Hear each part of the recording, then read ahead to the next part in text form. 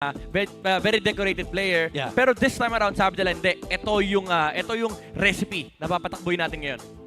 Pero ibang TNC ang ating pwedeng makita dahil si Okir nga. Dahil ngayon sa MDL Philippines, almost week 5 na rin sila. Yeah. And also standings really do matter from these two things happening at the same time ngayong season. So ngayon, madami tayong makita. Pero ibang TNC na to dahil nalakas na ang Phoenix Army ng young Phoenix na si Heads. Yeah. And isa si Heads talaga sa mga nagpakitang gilas nung Season 2 and Season 3. Wow. Season 2 ng MPL, no? From Euphoria, pumunta sa Brand Euphoria, from Euphoria, and ngayon ay narito na sa TNC. Talagang nagpatunay naman o pinatunayan naman niya na may ibubuga siya pagdating sa XP matchups, lalo na dito sa MPL. Yeah, ito yung interesting dito sa TNC. No? Maraming standout na player individually, I would say. Specifically si Nomad, pati na rin si Heads. Actually, itong si Heads, marami nakakausap na player recently na pag binabanggit yung TNC, nakikitaan nila na potential. Itong player na to, magaling na to. Si Heads usually lumalabas sa usapan. Grabe, no? Sobrang exciting nito. Pero sino nga ba sa tingin nyo ang mananalo sa laban na ito? Tutok na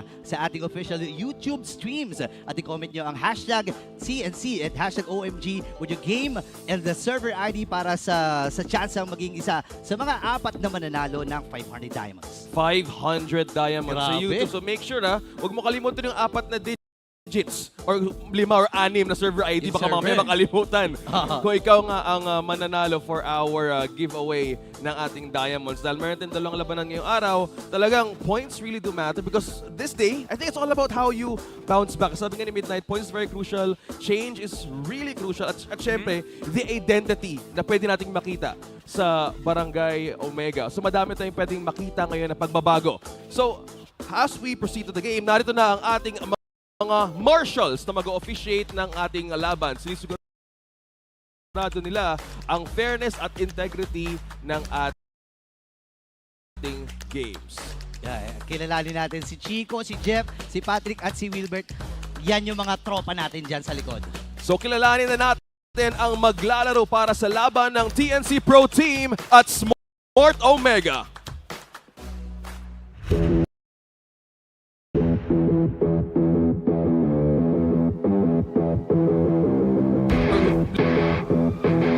Mamaya makalimutan. Kung ikaw nga ang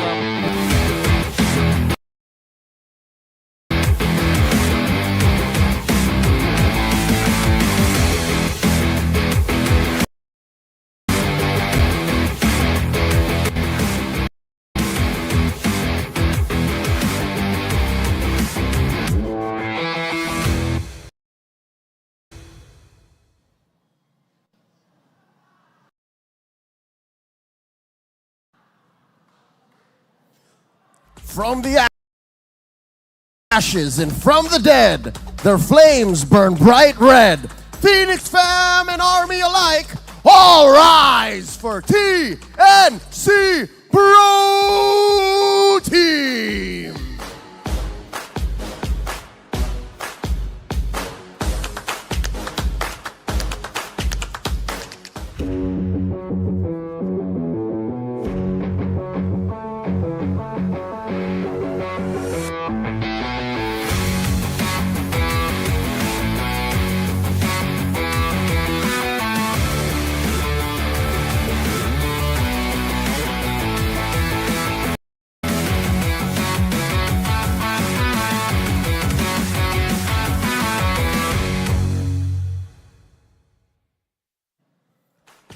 Rome was not built in a day. Here is another chance to rebuild and reclaim. Here to play, sila ang bagong barangay. It's Smart Omega!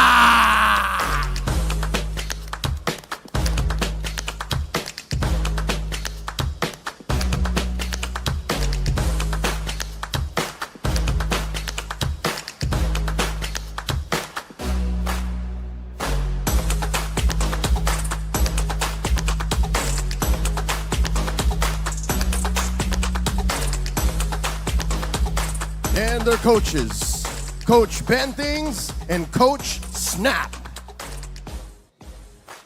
The action in Week 4 begins now!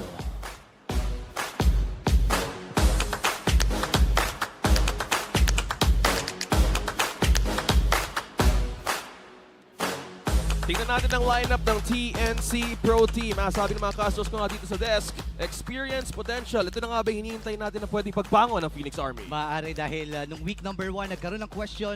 Nung nandun si Nomad sa Rome, ngayon na lumipat siya doon sa position na kung saan ay komportable siya. Maalala natin, against Blacklist International, siya pa yung nag-MVP doon sa win na nakuha nila. Pero ngayon, ipapatunayan nila na hindi lang sila basta pang early game. Kasi nakita na natin na napakataas ng potential ng team na to.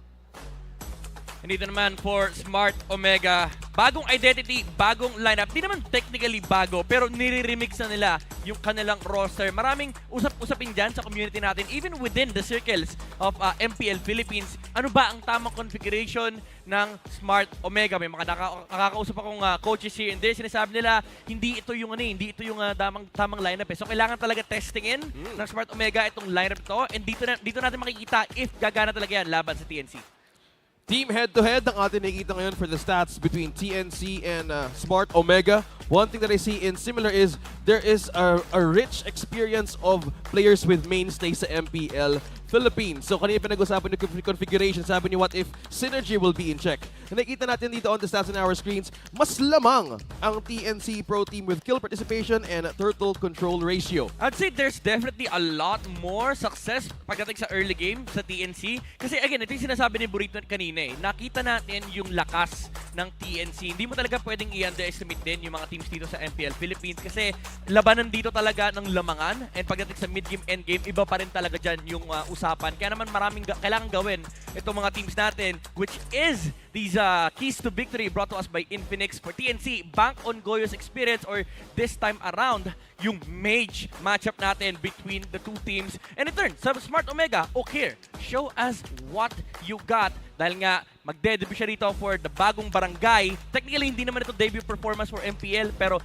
debut performance nito sa lineup ng Smart Omega. And for both sides, show us something new. Di natin sure, baka makakita tayo ng mga kakaibang picks mula sa mid lane. Ako, namimiss ko sa totoo lang yung Eudora mid.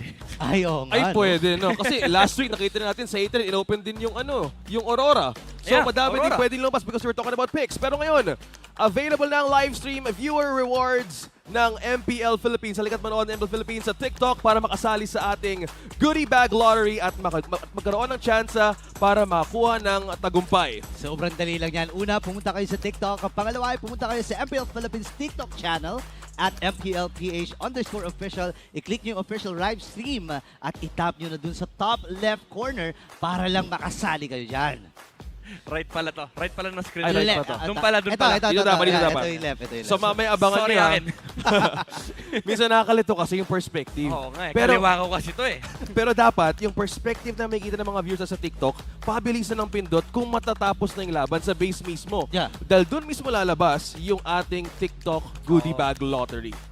Yeah. Kaya dapat ano talaga, yung tutok na tutok ka. Parang pag nanonood ako ng live stream ni Burrito, ganun ako eh, tutok na tutok. Ay, ganun ba? So dapat pag nanonood kayo live stream ng MPL Philippines, tutok na tutok Tsaka- na tutok din kayo. Yung attention mo dapat nandun eh. At saka marami kang matututunan eh. Kaya manood kayo ng MPL Philippines para alam nyo yung mga macro, yung micro. Di ba? Pinag-uusapan natin. Lagi mo yan eh. sinasabi sa stream mo Oo. yun, ano, parang manood kasi kayo ng MPL Philippines Oo, para kaya- matuto kayo. Kaya di kayo lumalakas, ginaganon ko eh, di ba? Ay, Yung mga pero nanonood sa atin. tama yan, macro, micro. Pwede nyo mapanood yan sa Tagumpay Tips na Yan. lumalabas every week Yep. sa MPL Philippines Facebook page. Ngayon, drafting tayo. Blue side. Whoa! Oh, 0% on both teams. TNC Pro Team and Smart Omega. What does this mean? I mean, kailangan lang talaga nila dito makakuha ng isang match kasi sobrang importante. Again, one point na pinag-uusapan natin. Alam naman natin, I think yung Smart Omega, the first win that they got was on blue side. Parang naka-Bruno pa ata si Weston. But again, that was medyo old times na yun for the barangay kasi old times eh, no? Kala mo tagal na ng week 1 eh. Pero bagong ang identity, bagong lineup. Pero now, in terms of draft, hindi naman masyado nagbago. Siguro yung chip, nakita natin na nagkakaroon na ng priority sa bans, and even yung box actually, they're letting go of the joy. On the other side from TNC, Xborg, Minotaur, Classic 2 bans, actually napakataas ng contention rate nitong dalawang heroes ito recently. And again, yung Rafaela ban, I think they are just respecting yung utility position din na ginagampanan ni Ribo kapag siya yung nagro-roam for Smart Omega. You've mentioned about banning out the Minotaur pating X-Borg. I think sa nakikita ng dalawang kumpanan na to is, what if we let out something na pwede natin makuha for the best of our composition, best of worlds? Dahil nga, as we see the chip here, ayaw siguro ng team or Barangay Omega na ayaw naman merong pagulo kasi minsan at some point, nakikita sa jungle yung chip na yan. Kasi ano na yan first pick material na yan Siyempre, nasa kabila si Coach Bentings. Malamang, may mga nakatagong tips yan. Yung may mga nakasave na drop dun sa TikTok niya. Na hindi pa na-upload. Yun nga. Tsaka ngayon, nakuha na rin itong Matilda. So, mas agresibong first, sabihin natin, first 5 to 10 minutes para dito sa TNC. Habang sa kabila naman, available ang Arlot plus 1. Yep. Yun naman usually yung nakikita. Arlot Or carry. Ruby plus 1, di ba? Yeah, Arlot carry, Ruby carry, huwag tayo maglokohan. Pero interesting no, na again, nilet go ng Smart Omega yung Matilda for the backshot ban. Kasi pag tinignan mo yung history ng TNC, mataas ang pick rate nila sa Matilda pagdating sa first priority pick. Pero instead of the Arlot, they go for the Fredrin and Paramis. This just ensures na meron kang jungler kasi baka makuha din to sa side ng TNC. And yung Paramis, it locks a possible matchup versus the Barats ng TNC. So hindi ganun ka-comfortable yung Barats na maglaro dito sa comp na to. Kasi again, kapag kinain mo, may Netherrealm, tapos hinahatak pa yung dinosaur, nababalo yung dinosaur, saan ako pupunta. And also, it forces out some weird matchups coming out from the mid lane. Kailangan mo mag-Lilia, yung Valentina. So essentially, parang nape-predict ng Smart Omega kung nakikrit nila kung ano yung mga pwedeng lumabas ng 2 picks dito sa side ng TNC. So they might be forcing also, try na ikuha yung mga poke potential ng mga heroes. Kasi at this time, na sinigurado nga nila, you've mentioned it, yung Barats nga, still. Yeah. I think this is purely like confidence and flavor and CC. Yeah, I like this Barats and CC 2 picks kasi considering nga wala naman na export, hindi na ganun kasama yung lane matchup for the CC. And now you're on the third pick. May choice ka rito kumuha ng Marksman or kunin mo yung Benedetta na talagang nagiging lason laban sa mga Barat CC kasi madalas iniiwan lang ng Benedetta, parang wala siyang pakialam sa nararamdaman ng dalawa. Yeah. Split lang ng split, magdamag. And makaka-create ka ng mga macro gameplay kasi kapag meron kang split pusher sa lineup mo. And also, it allows Smart Omega to draft a very teamfight heavy comp with 4 players. Kasi meron ka pang isang nag-split push on the XP lane. And again, kilala na si Ryota. Matagal ng Benedetta player yan. But instead, they go for the Marksman route. They go with the carry. It's very good against the Barats. Medyo awkward lang kasi may Matilda sa side ng TNC. May save from the insane damage coming out from the carry. Yeah, not to mention, pwede rin siya matarget from the backline. Bonito, don't you think? Kasi may carry, tapos may Matilda. So ito yung mga bagay na ayaw mong iwasan. Siyempre kung nasa backline ka, dapat yung frontline mo, sigurado na, with the threat of the Matilda, ano pang pwede nila i-contra dito? Parang nakikita ko dito, no, pwede silang kumuha ng XP laner na pwedeng humarap talaga, no, na humabol doon sa isang Matilda. Yeah. And alam natin, Matilda Barats ito, sobrang classic nito. Para mga Season 8, Season 9 ata na uso. Ube. Blacklist Ube era, no? So, Ultimate Barats, experience. Tsaka medyo nagtaka lang ako kasi nasa second place na tayo, hindi kinuha itong Arlot. Parang iba ang route dito ng Omega. Parang first time ata natin hindi nagkaroon ng contention pagdating sa Arlot, no? Super interesting kasi itong dalawang teams na to, mataas ang priority nila sa Arlot pagdating sa first phase. Actually, I think more than 20% ng Arlot games sila nasa first phase yung pick na yun. Tapos usually nababan. Ngayon, they do have the option to go for the Pakito on the second phase. Pero they opted to go for the Vexana ban and Diggy ban naman for TNC. Yep, the stats of Ryzen on our screens. Looking at the KD of 1.84. So we're looking at the focus of the junglers ngayon ng dalawang team. So that's the reason why maybe the ban of the back siya para ayaw nilang ganong kahirap din yung counter with the Fredrin matchup as well. As you've mentioned nga, pwede magkaroon ng weird team fight or maybe extended teams talaga. Merong push and pull, may hila mula kay Matilda. But with this kind of KDA, so may kailangan ba silang tapatan dito to cope or parang pang dagdag with the Fredrin? I'd say kailangan nila yung hold talaga, yung CC versus hindi yung CC ng kalaban crowd control versus the Barats. Kasi as far as Omega lineup goes, yes, meron kang tempo controller in terms of team fighting kasi meron kang damage, meron kang save, meron kang utility, meron kang decent control from the Fredrin, pero yung totoong lockdown, medyo nagkukulang kasi may CC ang hirap mong CC na. May CC na hero sa kabila na kailangan mong patayin para makagalaw yung carry. Yun nga. Tsaka tawagin ko na lang siyang Ate CC para dito yung malito eh. Yan. Si Ate C. Si Yoyo Girl. Si Yoyo Girl. I really like this draft coming out from Smart Omega. Binanggit natin yung Lilia kanina. But then, hindi pinick up. Tinanggal nila yung Lilia. So it does leave up the option of Omega forcing out the Valentina. Interesting tong Angela Ban, by the way. Talagang anti-Rebo strat. Itong ginagawa ng TNC. Yun nga, no? Parang sinusubukan ata nila si Rebo kung meron bang mga setup hero to. Pero speaking of Kung damage, nag-Arlot ba, no? Si, yun ano, nga si baka, Bossing. baka mag-Arlot or mag-Masha to, ha? Tingnan natin. Ay, Parang yung tsaka din TNC. nakaban yun, ha? Parang tinetesting ng TNC. Singa, singa, kuya. Singa. Kuya Rebo. Doc Rabes. Pakita mo yung mga, yung mga fresh na daliri mo dyan. Ayan. Pakita mo na hindi pa naglalakyan. Pwede mo pa i-flex, konti pa, kasi wala pa yung Arlot. Open pa nga, ito tinan mo, ha? Pati din yung Angela, you said it was interesting. And let's go! Ito, actually, di ba natin sure? Hindi pa sure. Di pa sure. May XP pa. Na-excite may lang kami XP. ng konti, Yeah. pero Pwede ilagay kay Ryota kasi yan. ay, pwede pang flex. Yeah, it's a decent lane matchup versus the CC. Actually, medyo pagaling yung bumindot yan sa XP lane. But again, it is a hero that can deal with the Barats and the Matilda well. Kasi yung displacement na binibigay ng Final Slash, medyo nakaka-bad trip yun. And considering na ile-layer mo pa yan sa Paramis, ang daming displacement technique dito ng Smart Omega. So kapag na-miss position dito yung TNC, even though may save mula sa Matilda, masyadong maraming iintindihin itong Barats. So now TNC, they did pick up the Valentina. Kulang sila ng marksman dito, I think Claude, either the Claude or the Brody, para may pambasig sila nung Netherrealm. Actually, pwede pa nga ik siya dito Pero let's see. Ay! Roger!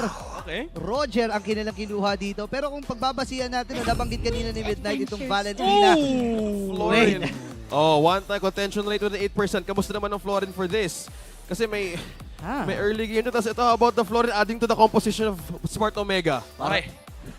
Ito yung usually tinatawag natin ng mga yung 4 protect 1. May hari sa lineup mo. And essentially, that's the carry. Kasi kapag tinignan mo, meron kang Fredrin na frontline, may pang sustain ka, may pang save ka with the Netherrealm of the Paramis. Meron kang dagdag sa attributes mula sa bulaklak sa binibigay ni Florin. And also, yung setup sa manggagaling mula sa Arlot. So I think Smart Omega here is really keen on putting a lot of their resources into their gold lane. Parang sabi ng Smart Omega dito, guys, walang mamamatay sa pamilyang to Meron tayong heal, andyan yung Bloom ulti, nandyan din yung Netherrealm. So let's see kung paano papaganahin ito ng Smart Omega. Pero in terms of damage at yung flexibility kasi, may kita natin parang nasa TNC. Yeah, kasi one thing na kailangan din isipin dito ng Smart Omega is yung Roger. I wouldn't say it's a winning lane, but I would say mas malakas lang din yung presence ni Roger versus the carry kasi nandun yung mga pokes and also he doesn't mind playing into like the warrior boots, yung mga physical defense na shenanigans na nangyayari na laning stage. Kasi HP based damage naman yung kanyang normal attack. And I think pwedeng gamitin to ng TNC para makapag-snowball ng mid-game. And yun lang din yung problema kasi ng lineup ng Smart Omega. Dahil sobrang reliant mo sa game ng carry, talagang late game pa aarangkada yung kanilang composition. So may panahon ng Omega para nga mapagana to early game. Let's see how this goes. First game ng TNC Pro Team versus Smart Omega. Dito tayo magkakaalaman kung ano nga magiging matchup na pwedeng maging matagumpay for their story in the second half of the regular season.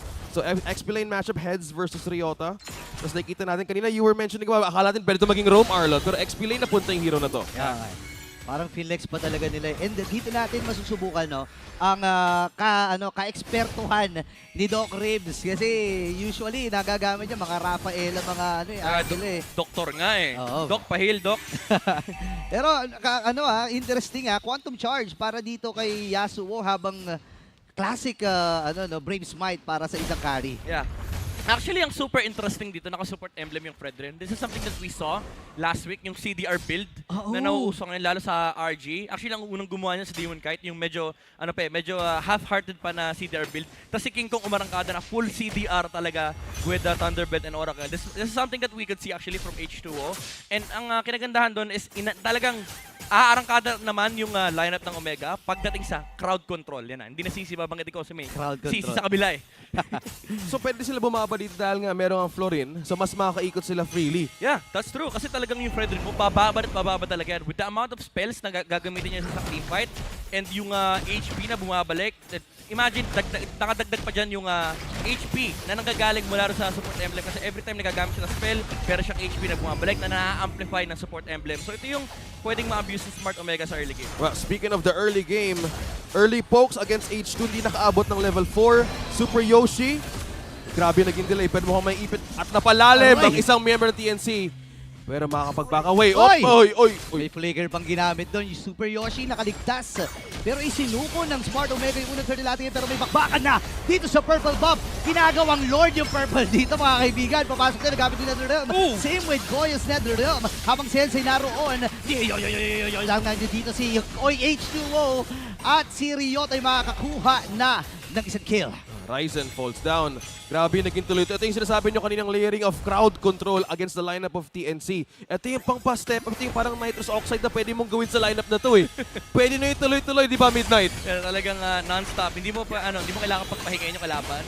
Unfortunately for Smart Omega, nakuha pa rin yung purple buff. So Ryzen definitely is still ahead when it comes to XP. It doesn't matter na nakuha yung kill sa Barat. Pero mid lane though, Yoshi! Ay! Nabigyan kagad 3 versus 1 ang naganap doon. Nagamit naman ni H2 yung kanyang retry. Pero mahaba-haba pa naman yung objective na darating. 46 seconds pa.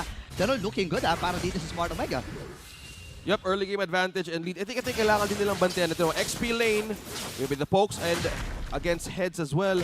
So may konting bantayan na nagaganap in terms of getting the camps. And teka lang, Yasuo mukhang may ipit sa taas. Laban sa tatlo, may hila. 3v1, nahatak dito. Yasuo, magta-transform siya doon sa pagiging wolf. Habang si Super Yoshi naman, sinisipatan lang din niya dito si H2. Sinisilip lang niya, pre, bawal ka mag-farm ng mataim team. Kasi nandito ako palagi. Invade. Tingnan mo naman, wala talaga mamamatay. Nakabantay ba naman si Ukiro at saka si Ribu eh. Yeah, ito na. Unli invade, paano mo pipigilan? Meron bang oras yung unli invade o bahala ka na sa buong araw na unli invade yan? Well, ano talaga ito, timingin ng retry. And of course, kapag kaya pa ng lineup mo, and with the insane heal na mayroon yung magkabilang komponent, talagang expect nyo na maglalaban talaga sila sa jungle a lot in this game. Pero gusto ko lang banggitin, no? Ito na talaga yung panahon ng Thunderbelt Marksman. Huwag na tayo maglokohan. Kapatid kay Kari, yes. Pakunatan. Pakunatan na talaga eh. And now, again, second turtle, ibibigay muli ng Smart Omega para pag may inaantay silang power spike dito. Hindi sila nakikipagsabayan. H2, usually pag nakakita tayo ng Fredrin, tas may kasama kang healers plus the Netherrealm from this Paramis, dapat go kung go ka di ba? At saka lang, calculated risk ba ito? Teka lang, top lane.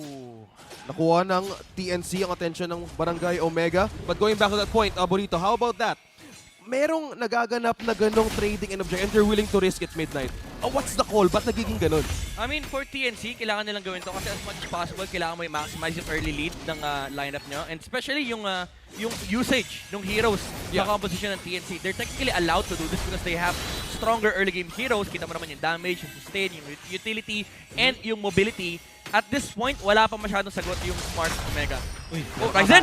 Andito na yung ultimate mula kay Ryzen. Ibinugay niya dun sa may bandang likod. Kaya lang si H2 at nandun din ang pagsalba ni Super Yoshi with that guiding wind. Pero sabi dito ng Smart Omega, tara, rundown ba natin? 5-man rotation from Smart Omega. Pero ang downside nito, sa baba, nalilibre lang si Hits na kumukuha ng Torre pero hindi papayag ng Smart Omega. Bakit na sana gamit na Netherrealm habang Super Yoshi down to 15%. Flicker na gamit na Ryzen ay tumatakbo under the turret dive para sa Smart Omega pero walang mamamatay sa pamilyang to. Nakuha nga nila yung Torres sa baba. May trade naman sa taas ang Barangay Omega. Pwedeng bumabad si Super Yoshi. Naku, nakasundot! And killing spree dito si H2. Walk heads to the rescue pero wala na siyang maaabot ang buhay na Super Yoshi. Non-stop midnight. Grabe, kahit sa mismong ilalim ng Torre, wala silang pakialam. Medyo wala na talagang pakialam si H2 rito. Yung kanyang Fredrin with the Brute Force breastplate. And yung CDR na sinasabi natin kanina, dagdag mo pa dyan yung movement speed. Only chase for Smart Omega. Kumbaga, nung early game, tinitiis lang nila. Sige, hayaan mo lang yung Barat, dumura dyan. And nung umabot sila sa timing nila, yung power spike ng lineup nila, I think hindi naman ganun ka-worth it na mawala ka ng Torre sa baba. Pero dahil nakakuha sila ng tower sa top, and naprotektan na lang Kari. Gugulo sila dito habang si Chomay nandun. Free hit lang, pero sinasalo lang ng Vengeance. Ryzen again with a turtle. Habang sabi dito ng Smart Omega, sige, kuha na tayo ng hero. Ito na nga atang panahon na makakuha ng isa. Shutdown kill para sa kanya, Netherrealm. Sabayang Netherrealm lamang natin nakita dito. Ryzen, pinupubog ng apat ng members plus Smart Omega, and he will go down. Makakaisa pa ba dito ang Smart Omega? Hindi na inaatras na sila. Ito yung binabangit ko kanina, na-amplify na kasi yung presence ni Kari sa early game. Kaya worth it yung investment sa may top lane. Nakakuha sila ng tower. And ngayon, naisasama na nila si Jom sa team fight. And remember, ang laki ng problema ng crowd control ng Smart Omega. Dagdag mo pa dyan yung slow na nagagaling sa Thunderbelt and yung true damage ni Kari, which is now online for Smart Omega. May layer na of damage na pwedeng igante sa lineup ng TNC Pro Team. At yun yung sinasabi nyo kanina na pwedeng maging uncomfortable yung Barats. Kung magko-commit siya sa Daytona's welcome, make sure meron silang follow-up. Kasi kanina, nung ginamit nilang nun, ang ganda rin ng pagkastando ni Ryzen eh. Tatlo yung nahuli, kaso nga lang, ang pwedeng bumabad sa mga ganong sitwasyon, yung Barangay Omega. So, dito ba ang kailangan pa nila hintayin ng power spike nila in the later stage of the game para matapatan yung kakunatan ngayon ng Barangay Omega? Honestly, medyo mahirapan sila kasi Roger lang yung march nila pero may clash sa may bottom lane. Hirapan natin, nagamit kagad ng maagi Netherrealm. And Fire Slash! Jom with the kill! Papasok na naman ang third dito, H2O! Naibagsak! Yung Operations Run! Pero hindi sapat yung damage. Kain na with the Dollars welcome at pinupok nila. Ryota buhay pa rin! Ito yung mga bad display! And H2 and the gang! Pumapasok na sa base ng TNC!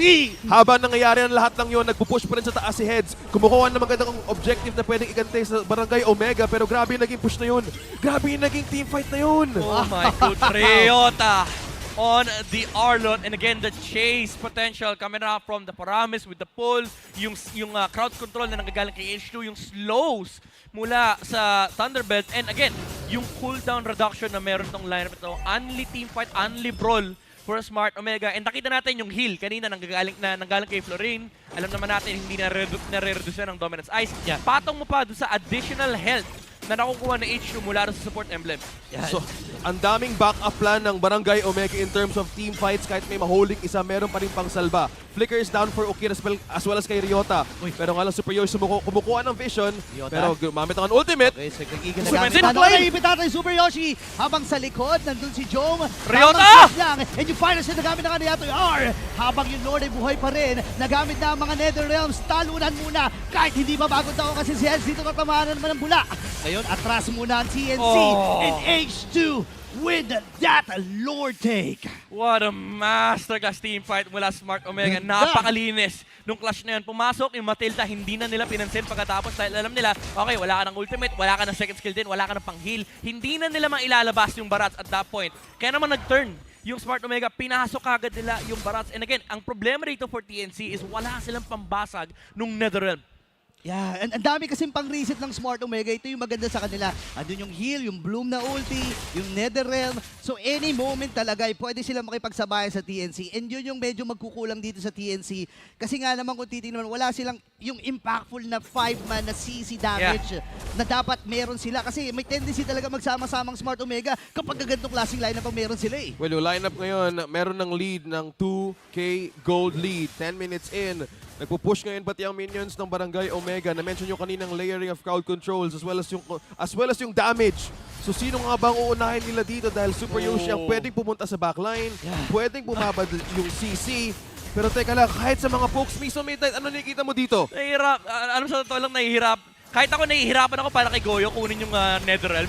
Magkadikit kasi si Okir at si Ribo kanina pa. Ang dami mong dadaanan eh. Oy, pero free hit dito si Jom. Nagamit na rin yung ultimate. Habang papasok sa issue dito, gagamitin na ba niya yung kanyang praise shot? Pero hindi ata makakakasa. Let's see. Pinupuksan Oh! Netherrealm! Crucial Netherrealm from Okir. Habang si Hez binababaran. May pagbawi din ng Netherrealm para sa kumpana ng TNC ngayon. Sabayan na para sa Omega at TNC. Tori lang ang magiging kabayaran doon sa may bandang ibaba. Ngayon, transition sila sa middle. Super Yoshi narito pa rin. Pino-front lane lamang si Ryzen. Tinatanggap lahat ng damage. Pero wala na silang minions. Sa katiting na buhay ni H2O, a crucial play by Okir. Wow. Calculated shield and regen kaagad. In and out lang yung Barangay Omega Midnight. Pero nakakapalam yung Fredrin na CDR. May ginawang lancer na sa Fredrin. Oh no, tingnan natin ha. Pero tatama H2O? ba? Hindi tumama. Uy! Ryota! Dalawa. Si Ryota dito. H2O. Na-dive na nga ba ang kupunan ng barangay? Ito na ang bagong barangay na hinahanap nila. Identity mula sa Smart Omega. Patutunayan nila. H2? Tatlong members nila wala sa TNC na titira. Pero babagsak din si H2. Andun si Jom. Free si Jom. Andun din yung Netherrealm. Power Face lock. locking na ang Smart Omega. May minions. Kakayanin ba? Andun yung catapult and yung minions. Smart Omega Next game, number 1. Dahan-dahang pinapakita ang identity ng bagong barangay. Napakalinis. Wow. Napaka-unli ng composition na yun, Midnight. Non-stop. Contingencies, recovery, damage, in and out. Napakaganda ng atake nila against TNC Pro Team. Kompleto sa lahat. Yung lineup ng Smart Omega. Kudos sa draft, kudos sa gameplay, kudos sa players, sa execution.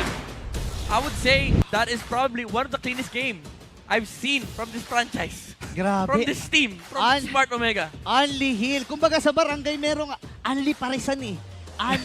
Only pares, may soft drinks ka pang kasama. Talagang busog na busog dito ang barangay. Grabe. Ikaw na lang mismong aayaw eh. Ikaw Kung na lang ganun aayaw. Napakalinis noon. Masasabi natin na may mga parts doon sa game na yun na napapabayaan nila yung lane sila with Heads. By the way, props kay Heads no, na sa pag-split push niya. But then again, alam ng Smart Omega kung saan sila malakas eh. Magsama-sama lang tayo. Andiyan naman si HUE. Siya na bahala dyan. Da-dive na lang yan. Tapos ang gagawin na lang natin, huwag siyang hayaang mamatay. Yun na yun. Florin. Florin, Faramis. H, okay ka lang? Okay lang. Aksla. Wait lang. Yung shield bumaba na. Oy, okay na? Okay lang. Napaka-calculated na despite na meron Detone as well, despite na may damage na galing sa Roger, napaka-calculated na paglatag ni Okir, di ba, Midnight? Alam mo, gusto ko lang sabihin, aside sa Netherrealm, na yung sobrang gandang Netherrealm na nanggaling dito kay Okir, imagine nyo lang yung Fredrin doon sa isang team fight na yun. Mamaya makita na sa highlights na yun. 3 beses siya nag-dash. Ginawa niyang Lancelot yung Fredrin. And ito, ang pag-akyat sa MPL. Worth it naman sa pinakitang performance dito ng ating MVP ng game number 1. That is definitely gonna be Okir on the Paramis. Pinakita dito tayo ng bagong strategy na ang barangay, hindi lang split push, hindi lang kamandag ang kanilang laruan. Kaya din nila magsama-sama.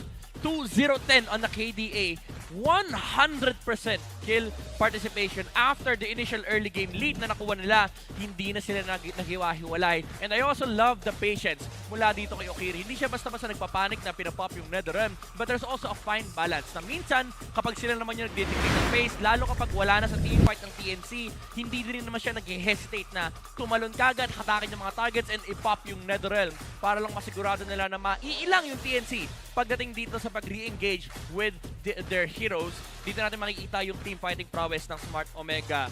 Yung sama-sama technique, yung talagang pinatunayan na isa silang tunay na barangay dahil hindi sila naghiwa-hiwalay. Although may mga times naman na nakakakuha ng kills ang TNC, nakakakuha sila ng pick-off. Pero nung lumabas na yung timing, nung lumabas na yung damage mula dito kay Job, nabuo na yung mga items, naging malaking problema talaga yung Netherrealm dito. Yung 5v5 engagements ng TNC ay naging awkward versus Smart Omega. And the constant dives come now from H2 with the support of the Paramis. Dito natin makikita yung 3 beses dinasyan ni H2 ang TNC with the help of the CDR build.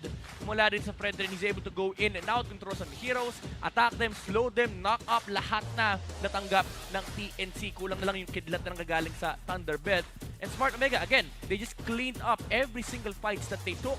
And umabot tayo sa point na hindi na nakahanap ng sagot yung TNC dito laban sa Promise and laban sa Carry. Kaya naman tuloy-tuloy yung progression ni Joe on the carry. And dito natin makikita yung importance ng emblem ng Fredrin with the support emblem CDR build. Tapos meron siyang thrill para added farming speed sa early game para mas mabilis yung kanyang pag-take ng mga jungle creeps and also with the concussive blast. Talagang ang idea dito for Smart Omega is mag-scale up tayo pagdating ng mid-game. Sama-sama tayo and dinisregard na rin nila yung split push ng galing kay Heads kasi mas importante sa kanila na magamit yung 5-man comp versus TNC with the help again of the Thunderbelt, the Brute Force, and the Oracle. So much HP, so much movement speed, so much crowd control coming up from Smart Omega. And very typical build pa rin naman for the carry na nakikita natin, yung hybrid carry na naka-Thunderbelt, Endless Battle with the CDR build. I think umabot na tayo sa meta natin na ngayon na ang totoong meta ay ang cooldown reduction, in and out capability. Yan ang pinakita at showcase dito ng Smart Omega laban sa TNC. And also props to the drafting din as well dahil nung lumabas yung Fredrin and Paramis, may chance naman sana sumagot yung TNC but they really did corner TNC rito pagdating sa mga pwedeng lumabas na heroes coming out from their side. And kitang-kita naman dito sa Smart Omega, napakataas ng participation ng kanilang mga players and talagang napakarami ring na farm ni Jom dito on nakari 730 GPM. But of course, the damage also did come through from the Paramis. Hindi lang i-sustain yung binibigay niya rito for Smart Omega, but also the 5v5 team fight damage for the Barangay, and that is why they took game number 1. Yeah. Yung multiplier din kasi doon sa Ghost versus no. Parang yun yung downside kapag magkakasama kayo, mas masakit yung pag-ikot ng Ghost versus sa inyong lahat kasi pagsasalu-saluan nyo yun eh.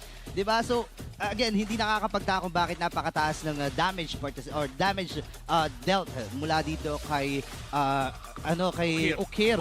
Grabe si Okir. Rico kasi nakasanayan Rico kasi natin nasa isip ko eh. Nung amateur pero Rico kasi pangalan.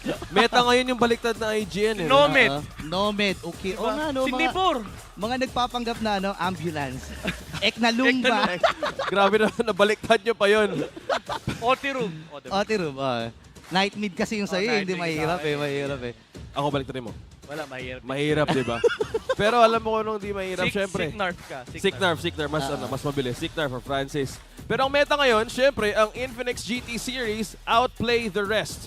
Brought to you by Infinix, the official sponsor of MPL Philippines Season 13. Be unstoppable and outplay the rest with the Infinix GT Series. Ito po yan, Sobra. Yan, dapat gumaganon-ganon ka pa eh. Nasa iyo pala yung dalawang Alito cellphone. sa akin, para ganda na. Baka ma-regular ka. Dandaanin mo. Masyado ginagaling ngayon pag sa'yo. Mamay, gumagano ka Eh kasi, napipressure ako, dancer kasi yung katabi ko eh. Makikita mo si Buri ko nag-i-endorse na ng gano'n. Gumaganon-ganon eh, no? Pili ko bagay din kasi.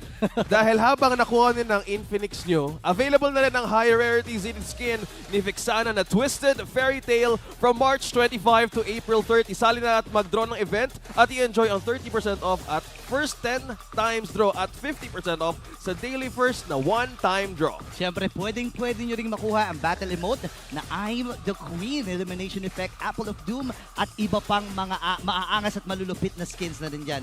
Kaya sumali na kayo lahat doon sa draw na yun. Nakuha mo na ba? Hindi pa. Pero paborito ko yung yung Vexana. Kaya hindi ko pa wala akong dahil. Wow!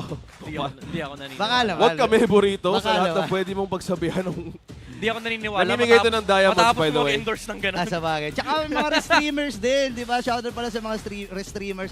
Kasi nakakuha din ako ng mga diamonds dun sa restreamers program. Oh, yeah, tuloy-tuloy niya. Dahil nga, madami nga tayong streamers globally. So shoutout sa mga nag-stream ng MPL Philippines. Kahit saan man kayo sa mundo, shoutout po sa inyo. Dahil pinag-uusapan nga namin ng diamonds kanina. Aba, pati ikaw na nanonood sa amin ngayon sa YouTube ay pwedeng manalo ng 500 diamonds. Alam niyo na kung paano gawin yun. Yeah, hashtag lang guys. Hashtag lang. Gamitin nyo lang yung hashtag. At dito sa dalawang opener to, hashtag TNC, Yeah, hashtag OMG.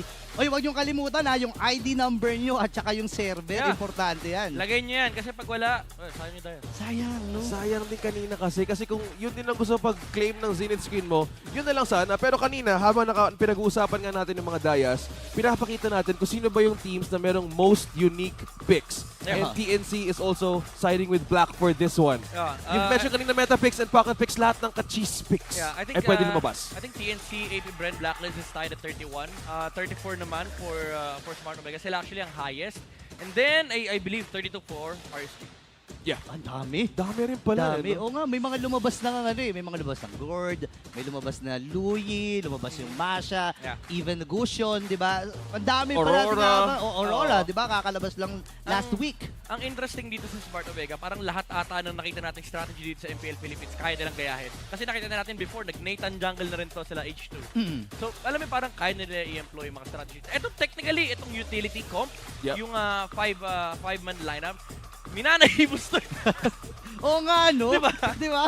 Ito yung non-stop na. Sige, balik-balik lang ha. Ito yung suki. Baka ito yung sagot ng Smart Omega. Hindi bagong barangay, kahit anong barangay. Dok, pahin nga, Dok. Parang ganun-ganun lang eh, di ba? Oh. Pili ko city na to, hindi na to barangay. Teka lang ha, may papanood po kami sa inyo. Focus your attention on our screens. Kung ano nga ba yung naging journey ni H2. Masasabi ko po na nagtagumpay po ngayong season pag nakapasok po kami ng playoffs. Sarili ko po. Inaalay ko po sarili ko. Ngayong season 13, ang masasabi kong nagtagumpay na ako, siguro pag nag-champion ako ngayong season, tsaka pag nag-champion ako ng international, MSC or M6, ayun masasabi ko tagumpay na ako. Talagang pwede na ako mag-retire. Ayun lang gusto ko naman patunayan mag-champion ayun lang di ko nakakamit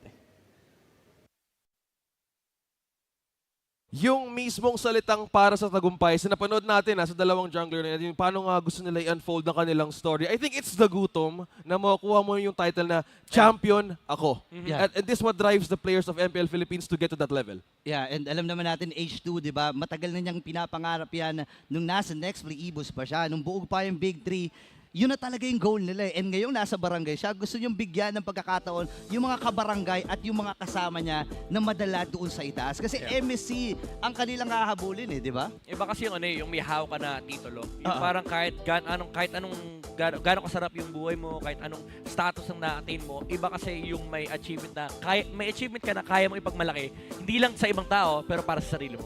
Yeah, speaking of para sa sarili din, also yung for TNC, there's also a story na pwede natin makita kasi pagpapatunay na kaya namin kabitin ang tagumpay. They have been doing that a challenge na kailangan din namin patunayan ang pwede namin din makamtan for MPL Philippines. Because right now, ang dalawang teams na to sitting at the bottom, na ngayon may point na nga yung Barangay Omega, dahan-dahan din nila may kita na kaya pa ba namin i-prove papunta doon sa playoffs. Dahil nga ang schedule natin today, this is the first match. So, TNC Pro Team, what went wrong from game number 1? Kasi kanina we were talking about yung Barats pwede maging uncomfortable sa first 2 picks ng Barangay Omega. What was the possible reason for the draft na bakit tinuloy pa rin? I'd say it's more of like the forced error din coming out from Smart Omega. Again, yung Fredrin Faramis first 2 pick. Ang gandang preparation nun. Napakagandang draft prep mula sa Smart Omega. And also, I think yung Roger, naging crucial pick din from TNC. Kasi kanina binabanggit natin, kailangan nila technically ng babasag ng Netherlands. But they opted to go for the gold lane matchup versus the carry. And minsan kasi, kailangan mo isipin kung ano ba yung mas valuable pick. Yung, ito bang component ito, like for example, laning stage, or yung overall composition value. And at that time, parang sa perspective ng TNC, mas malaki value ng Roger. But then again, it bit them in the end kasi pagdating ng mid-game, dun na umarangkada yung comp ng Smart Omega. At nirespeto na rin nila ang mismong Matilda na naging problema nga din. So with this, ang ganda lang tingnan ni si Chip, nagiging priority ban din for this one. Kasi it's two games in a row and we're looking at the red side na pupunta ngayon sa TNC Pro Team. Is this the time to really secure their cards this time around? Yeah, for me, maganda to na nasa red side sila. No? Kasi again, sa second phase ng draft, first pick ka and then sa final phasing, ikaw yung pinakahuling magpipick. So I think pwede nilang paghandaan if ever man kung ano yung magiging design nila dun sa first 3 picks. May mga pang-counter measure pa sila if ever kasi sila yung last pick Yeah. I'm so liking this backshot ban from Smart Omega. Talagang alam mong nag-prep sila dito laban sa TNC. Although meron namang maliit na remedy na. They've removed the Paramis from TNC. But we don't know yet if ano pa ba yung mga hinanda dito ng Smart Omega. There could still be a lot. Like for example, nandyan yung Arlott first pick. Yung Novaria priority din coming out from Smart Omega. Even though yung Novaria kayang sagutin ng Gusion from TNC. Do keep in mind na si Goyo yung naglalaro ngayon, hindi si Hatred. So yung Gusion ay malaking question mark pa kasi last time nakita natin yung Gusion from TNC was Hatred playing on the roster. Now, they did remove the Lilia, so wala na yung mga pang-cash dito ng TNC. But Smart Omega, they go for the highest contested roamer dito sa slot na to sa first pick, which is the Minotaur. Yep, ang baka ng MPL Philippines. Talagang effective sa lahat ng pwedeng mag-invade at pwedeng magkaroon ng mga teamfights. Pwedeng actually harangan ng pwedeng lumapit sa'yo. Even the Tiger. So, madami ding times na ito yung nagiging priority nga ng teams to actually have a good setup kung saan nga sila papunta this time around. Because, again, yung Arlott kanina, second phase, ngayon first phase siya ngayon for TNC. A favorite for this team. And as well as the Fredrin. Kasi kanina, binano nga yung backshots. I think it's a good time for this team na para makuha yung Fredrin na to. At saka iba rin kapag meron kang Arlott sa yung lineup, no? May option ka sa setup. And kahit naka-defensive item yan, mind you, may damage pa rin yan. So, kung backline na access ang pag-uusapan, feeling ko Arlott talaga ang nasa tuktok Yeah, there's a good chance that Barats and X-Borg gets picked up here for Smart Omega. Either of the two. Yung X-Borg maganda lang dito sa slot ito kasi you already see the Arlott. Even though pwede naman i-flex yan. sa roam. Pero like the remaining XP lane matchups against that is the Paquito, yung Benedetta. But you really wouldn't pick that in this slot for TNC like the third pick. Pero instead of that, they go for the Vexana. And interestingly enough, they prioritize the Roger this time around. Medyo blind pick to. Hindi pa nila kita yung gold lane matchup. So it does tell us na baka talagang comfort to for Jom on the gold lane. Nandyan din kasi yung, again, yung pinag-usapan natin ng game number 1, yung aggression potential. Even if kahit sino itapat mo dyan, nandyan yung potential na mag-snowball siya out of that laning stage. And the feeling ko ang habol nila dito yung first levels 1 to 4 eh. Kasi dun malakas ang Roger kapag ka sa laning phase, no? Pero let's see kung ano ang magiging sagot dito. Kasi pwede nga naman ang kumuha rin ng mage dito ang kupunan ng TNC para lang malimitahan din yung mga target bans dito ng Smart Omega. Kasi hindi pa naman alam yung matchup dun sa gold lane eh. Pero this time, Masha! Masha pick! Wow! With a 100% win rate. Akala natin pwedeng mid lane hero mo kung either Valentina pero XP lane. May Roger kayo, sige, hahabulan tayo sa likod. I'm not keen on this Masha pick considering na nagtanggal sila ng dalawang mage and they didn't have a mage on first phase. Kasi pwedeng gawin dito ng Smart Omega is pwede nilang ubusin yung heroes dito ni Goyo. And the bad thing is, the Masha pick, even though may mga teams na gumagawa nito, no, yung blind pick Masha, pero it's up against 3 heroes that can actually deal with the Masha. Alam mo naman kasi, isa sa mga kahinaan talaga ng isang Masha na kapag hindi nakahampas yan. So ngayon, X-Borg, isa sa mga potential match-up para dito sa TNC and Smart Omega ay aalisin na. Ayun, wait, Louie! Kasi nga, hindi pa nga na ako na mid lane. So parang, sabi nga ni Midnight, it's connecting to what he's trying to say na parang pwede pa tong slowly tanggalin lahat ng available option for the mid lane. Yeah, and also yung Arlot Louie na nakikita natin mula sa Onyx Philippines, it's really a deadly combo pagdating sa overall macro gameplay. And also yung catch, super insane kasi hindi mo alam saan manggagaling yung final slash. But now, okay, TNC, they did remove the Ruby para at least bawas yung crowd control ng TNC. They're expecting that they also play the Ruby XP on the side of Smart Omega. Kasi given na yung room rule eh. Nandiyan yung Minotaur. So, I think they're eyeing at getting the CC here for TNC kaya nila tananggal yung Ruby para at least better XP lane matchup. But even then, kapag kinuha nila yung CC dito, may mga existing pa na like Paquito, yung kayang tumapat sa isang CC. And again, also yung Benedetta ni Ryota. Oo nga, no? Kasi umaangat na rin talaga yung dalawang heroes na nabanggit mo. Ang bilis ng clear wave, may potential split pa na aabangan. Pero ngayon, tinarget na talaga doon sa final ban itong si Super Yoshi na potentially pwede nga naman talaga kasi alam natin kapag may Masha tapos may kasamang Angela, sobrang hirap patayin yan eh. May movement speed, may heal, may slow. Talagang mata-thundercap ka ng di oras kapag inabutan ka yan. Kaya bumabad kahit kay Fred rin, kahit kay Alcabis Pasquisino. So I think it's all about the combination. Pero for the carry, napakakadon Midnight. Ano nakikita mo dito? Again, very similar story to game number 1. Although this time around medyo baliktad, they picked the carry into the Roger na alam natin medyo mapapahirapan siya sa lane na yon, so they really have to help this carry on the side of TNC. But it does open up a lot of potential threats coming up from the Omega. Like for example, if may jungle pick sila dito, like again yung Barats, may pressure on the opposite side, magiging malaking problema to for TNC. And for one, di nila alam kung ano yung XP lane na lalabas dito mula sa Smart Omega. They can actually take the CC for themselves here for Ryota. Oo nga, no? Kasi alam natin, CC pang 1v1 talaga eh. Pwede tumapat. I like this! Wow, Glue and Harriet! Alright, is this Roger Tol jungle? Wow! Roger Titol, ni H2. Pwede, no? Pwede kasi Matinding kung throwback. gold lane, pwede rin to itong Harriet. So, you've mentioned about throwback. Yung Roger. Ito yung dating panahon na Roger Winskins. Pero ngayon, kamusta to? I mean, kailangan lang naman kasi ng Roger sa early game mag-snowball. And the thing is, like, there's a lot of pressure on the map right now, especially when they pick up the Harriet against the carry. So, kailangan dito ng TNC ng pangsagot dito sa early game pressure na pwedeng ilabas ng Smart Omega. Unfortunately, Mage na lang. Yung naiiwang option sa kanila. And Paramis is out. Oo nga, no? Naisip ko nga Nana dito. And, ayan na nga. Nana pick para sa TNC. Mas magiging komplikado kesa sa basa ko dito sa lineup ng TNC ngayon. Mas balance yung lineup nila as compared doon sa game number 1. Well, speaking of layering of control, crowd control, so may final slash, merong ultimate ni Nando na pwede makapag-hold ng Yung invade, blitz. yung blitz, pati din yung safe way. If ever mapoke down siya sa mid lane, may tsansa. Yeah. TNC, pag din yung late game, sure, nakakatakot yung lineup nila. Kahit sino kaya nilang one-hitin. But the thing is, you have to survive this early game onslaught from Omega. There is a Harith, there's a Roger, and there's a Glue with a Minotaur on their composition. Woo! Early game Wow. is a threat for TNC. Wala, isang malaking throwback din kay Atoy R to eh. Naalala ko yung mga glue ni Atoy R noong mga panahon eh. So ngayon, makikita natin matchup against this Arlot. Well, kung titingnan mo, parehas malikot. Pero parang, let's see kasi yung pinaka-worry ko lang dito, kung paano pwepwesto, kung paano yung magandang posisyon ng carry. Kasi for sure, siya talaga yung titingnan dito. I mean, realistically speaking, sasabihin ko na sa inyo, ang hirap pumesto for the side of TNC dito sa game na to. That's why I so love this Glue pick. Kasi it's a good matchup against the Arlot.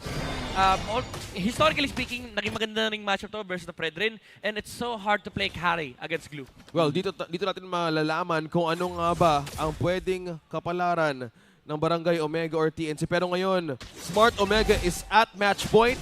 Game number 2. So nisimulan nila ang laban against TNC. But now we're looking at the orange din ng TNC. So mostly we're looking at the objectives na pinapriority ngayon. Anything that stands out. Pero mukhang may teamfight kaagad ang magharap Yan yung dito. mga poke. Pero ngayon si Atoy R, kagad ang naduguan ng TNC. First blood para kay Heads. Good initiation coming out from the TNC. Didn't expect ni Ryota na overload siya ng numbers. And that is a kill on the side of TNC. And medyo malaking medyo malaking dagok sa early game ng Smart Omega. Kasi again, sila yung naghahanap dito ng early game snowball. But if mas-shutdown ng TNC, yung Glue, malilimitahan nila yung kayang ilagay ng Omega pagdating sa mid-game. Mukhang XP lane nga ang pwede maging target para mabawasan ngayong konting power spike sa team fighting capability ng Barangay Omega. So slowly, kailangan ng TNC Pro Team magkaroon ng checklist. Kailangan nila ng mostly time and window para makapunta doon sa mid to late game. Pero matitingnan natin, pero Ryota and Heads in the EXP lane, ito yung nagiging focus eh. Pwede ito maging pattern dahil nga ang pressure ata lang gusto ibigay is with Heads and Ryota. Dahil yun yung magbabago mismo ng game, ng team fighting capability nila burrito eh. Okay, tsaka sobrang crucial nito. May potential pa nga hindi mag-level 4 si Atoy R para doon sa unang turtle ng ating game. Heads, papasok doon sa likod. Ukir, hindi tumama yung Deadly Grasp. Pero yung turtle ay sinisimulan na ni Ryzen habang may nakaganapan doon sa may bandang itaas. Ashu and Reboy nandito na rin. At nakapatay nga si Heads doon sa may bandang itaas. Kulang. Oh, the reset. Ang members ng Smart Omega, reset na lang. Soft reset. Ang itatawag ng TNC, soft reset nga lang. Pero Super Yoshi Wala sa nakalapit. likod. Nako, kinakalmot. Thunderclap nagamit na nga rin. Naabot mo siya doon sa retry. Pero parang hindi na nga ata, hindi pa nga ni-retry ni Ryzen doon. Knock-up is there. Habang umamatay na si Heads sa pagkakataon na ito. 2-1 ang ating score.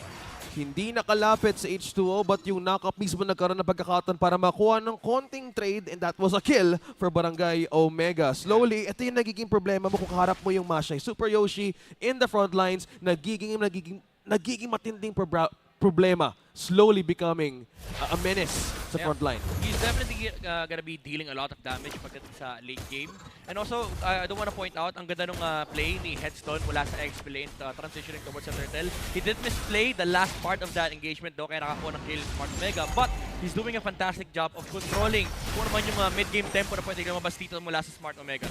Grabe, agawan kagad. Isipin mo, Lito Wanderer lang binabantayan ng magkakabilang position 4 at position 5. Ganun ka-importante. Every single objective na dadaanan ng magkabilang kupunan nito. Napag-usapan nga natin about sa Power Spike and TNC. Pagdating sa late game, kailangan nilang ingatan or ng Omega na ingatan ng TNC. Kaya kailangan nilang maka-early dito. Lalo't ang daming late game insurance para sa TNC. Yasuo is on level 6, yung carry ng TNC as well against with this matchup. Nagkaroon ng konting mga kalamangan. I think it's all about the damage na pwede nilang ibigay. Katulad nito yung wave clear ng isang Harith early game, beneficial in the gold lane na pwede mong ma-push na mismo sa depensa ang carry. Pero ginagamit din ng TNC to para makakuha ng isang pick-off. Ay, Rebo kagad ang namatay naibagsak doon si EG Boy pero hindi sapat para mailigtas si Ribo. Naharap ng TNC yung mga chance or yung mga opening na meron dito against Smart Omega. Ino-overload nila ng numbers, yung mga skirmishes na ini-initiate nila laban sa Smart Omega. Kaya naman hindi makaharap ng tamang timing yung kanilang mga heroes. Even though sila dapat yung lamang ng early game, TNC, they're actually the ones dictating the pacing of this mid game. Yeah, pati na rin ang Turtle. Nasa panig din ng TNC pero hindi ata papabayaan ni Ribo na makuha na lang. Nag-reset ngayon ng Turtle on 3/4 HP. Okay. May damage ang Barangay Omega. Super Yoshi magaling sa likod. 5v5, Bibigyan labas si Yokir. Naku, nailatag na nga rin dito yung ultimate nila kay Jom. Acio with that turtle pero si Ryzen ang napuruhan. Kaya lang si Super Yoshi makakuha ng isa. Andito pa si Heads. Likod, Super Yoshi tumatakbo pero saan pupunta boy? Mali ka ng iskinitang dinaanan kaibigan. And Smart Omega ay nakabawi din. Very good timing mula kay Ribo and the squad. Yung layering ng spell laban dito kay Ryzen, hindi na nakagalaw yung Fredrin. Also good turtle take from Smart Omega. Even though nakahanap ng kill dito si Super Yoshi sa may backline, as long as mailabas ni Okir, si EG Boy, okay na eh. Yun naman yung damage. Yun yung hero technically eh. Yun yung goal niya, no? Mailapag yung EG Boy. Oy, by the way, naka-Thunder Belt na rin itong si Jom. So kaya pala nagkakaroon na siya ng impact, no? Nailatag niya kanina yung ultimate niya. Tamang sayaw lang siya dun sa likod. At yun yung nag-force sa TNC na maghiwa-hiwalay kasi ayaw mo nga naman napuntahan lang talaga itong ultimate mula dito kay Jom. Likod si Ryota. Oh, the trade. Ayaw nilang ibigay. The trade. Yung May trade pagkakataon. pati din sa taas. Yeah, may trade dun sa may bandang itaas. At mababasag ba? Hindi. Mababasag ata to. Di ata. Abot ba? Oo. Hindi. Ayan, may dalawa tayong camera on objective. Di umabot, pre. Hindi umabot pero sinubukan na lang din mag-clear ni Yasuo as well as ni Jom. Pinag-uusapan natin ng Harris pero mukhang may na-stun dito. Op. At nag-regen muli si H2O. Back away ang TNC pero si Ryota mukhang gusto makakuha ng isa. Post for Matoy R. Andun na rin yung split. Si Ryzen na magiging punti rin nila. Dadalhin ba niya dun sa may madaling kuran? Knock-up. Hindi na talaga pinahampas. Goyo. Dito si Ryzen. Habang si Goyo naman. Ang kanilang uunahin. Sakto meron pang gift. Pero hindi umabot doon yung dash. And si H2O na nalilinis sa mga naganap. Ngayon yung Torres sa may bandang gitna. Ang kanilang magiging punteriya. Tingnan mo naman si Atoy R. Lagi siyang one step ahead. 2 step ahead sa kanyang mga kasama dito sa Omega. Sabi niya kasi, buhok lang ang gusto ko eh. Ayoko ng Torek, buhok lang naman ang gusto ko. Sakto, nandyan si Masha. Oo nga, napakahaba ng buhok niyan. Yeah. Grabe yung nagiging control ng frontline ng Barangay Omega ngayon kasi kung dito, kung magko-commit sila, ang daming pwedeng mahila, ang daming pwedeng mawala sa yeah. Pwede lang i-invade kasi kanina, yung nananawalan na nga ng passive. Nakuha na ngayon ng Barangay Omega, ang Turtle, at dahan-dahang lumalamang ngayon ng Barangay by 2.2k. I'd say the macro right now for Smart Omega is good considering na every team fight na tinitake nila, lagi silang lamang sa numbers. Numbers game, di yung nilalaro dito ng Smart Omega kanina, kaya very successful yung take na yun versus Ryzen. Binuo sila lahat ng spell, knowing na wala kasi yung Arlot, nagpakita sa head sa may bottom lane. So it's essentially the same thing na nangyari kanina nung game number 1. Nung nakita nila na nakahiwalay si Heads, this time around nagde-defend lang naman yung Arlot, nandun kagad yung punish mula sa Smart Omega. Yeah, ang laking pagbabago na nakikita natin sa Smart Omega. No? Parang nagsisimula na ata yung regular season nila eh. Di ba ito yung dating parang kulitan. Normal na to eh! Smart Omega. Huwag na tayo maglokohan, boss eh! Kahit bagong barangay, dala-dala pa rin ang lason at hikas ng barangay. So ngayon, mahaba-haba pa naman para dito sa Lord eh. Yung sinasabi ni Manjin dati, yung gino-joke niya kay Tito Mac, sabi niya, uy, nag-start niya regular season niya. Week 4 na eh. Week 1, nag-start na. Week 1 na kayo ah. Pero si Goyo, naku po, wala siyang muli na skip. Ryota. Split Ryzen, lamang. labas Ryzen tatlo. ang kanilang nagiging punteriya. Si Acio free hitting. Pero dadali na sa may bandalikod. Habang nandun yung Infinix handcam natin, talagang pinapakita dito ng kupunan na ito na talagang kaya niyang i-outplay lahat ng yan. Galawan ng Barangay Omega. Sabi niyo nga, going back to the identity of Barangay Omega, may oras nga. We know them dati as the Omega Timers dahil there's a window. Pero ngayon, iba din nagiging sitwasyon eh. Iba. It's the half, parang we're at the half chapter of the season. Oh, heads! Pero lang may heads. Iba. Ako nakuha. Nakakuha dito si Yasuo. Pero yung Torre ang magiging successful para sa Smart Omega na mabasag ito. 10 seconds para sa Lord. May pag-agaw na rin sila ng mga resources na ginagawa rito. Yeah. Iniipit nila ang Phoenix Army. At nakuha din ng purple. Pero hindi kinuha din yung kasama niya. So hindi mo na makareset ang objective na yun para kay Ryzen. Ito yung kinagandahan kapag may dalawa kang damage healer, lalo kapag jungler yung isa, kahit mamatayan sila ng XP laner, tuloy-tuloy pa rin yung pressure. Unlike kapag naka-utility jungler ka, usually kapag namatayan gold or XP, reset na kagad, tigil yung teamfight. Dito, okay, namatay si Ryota. G pa din. Uy. Laban pa rin tayo. Wait, speaking of laban, lalaban ba sila dito? Super Yoshi sa likuran. At yung thunderclap, siyo kailangan niyang magbigay-butira pero nag-draw siya doon sa player. Nahilatan na ni Salmon Force. Chong dito, left right lamang. Ryota! Ako si Ato ay sinampahan na agad. Itong si Ryzen, dalawang bagsak para sa Phoenix Army. Nako. Hahabol pa ba dito ang bagong barangay? Hindi. Sabi nila dito, sige na, mag-lord na kaagad tayo. 4.1K. Ryota! Nandyan na naman yung mga recall. Ryota! Alam natin yan. May sumpayan! May sumpayan. Mukhang dahan-dahan nga nagiging confident online ng Barangay Omega. Hindi pa rin natitigil ang Grabe. recall ni Atoy R. Record holder na ata si Ryota. Wow! At 54 recalls per minute. At nakuha na ng Barangay Omega ang objective. Yun na ata yung pinakamaraming recall na nakita ko sa isang game sa MPL. Sa buong MPL, no? Mga 20 seconds siya nagre-recall me. Ayun, no? Kala ko ilalagay dun sa Ito yung- isang replay, eh. Ito yung sinasabi natin kanina, yung pag-pick nila ng Masha. Yes, kanina pa niya pinapatay si Okir sa may backline. Pero kapag yung teamfight ay nasa isang vicinity lang or controlled yung area na pinaglalaro ng Smart Omega, hirap sila kasi nandyan pa yung Minotaur. Oh, ang lakas pa naman counter-engage ng ulti niyan, di ba? So ngayon, didepensa ang TNC. H2 ay naroon din. Nilagang Force, papasok na nga ba dito ko ba ng Smart Omega. Ngayon nagtatalo na ang kupunan ng TNC. Habulan pa sa likod, pero si Heads ang mauuna, nag-grow na naman with that Winter Truncheon. At ang Smart Omega ngayon, palugod na po ang kalamangan nila. Grabe talaga yung nagiging mindset ni Yuker. Alam ko ako yung gusto niyo kunin. Sige, pero ang problema dun, pag may bumabad na isa or dalawa sa TNC, napapanis yung tulad nito. Naku! Naku po! Dalawa! Sila sa Primo! ay latag. Atoy Arlen doon sa likod. Pero si Super Yoshi may ipit sa 5 members ng barangay. Huwag ka papasok sa barangay hall, men!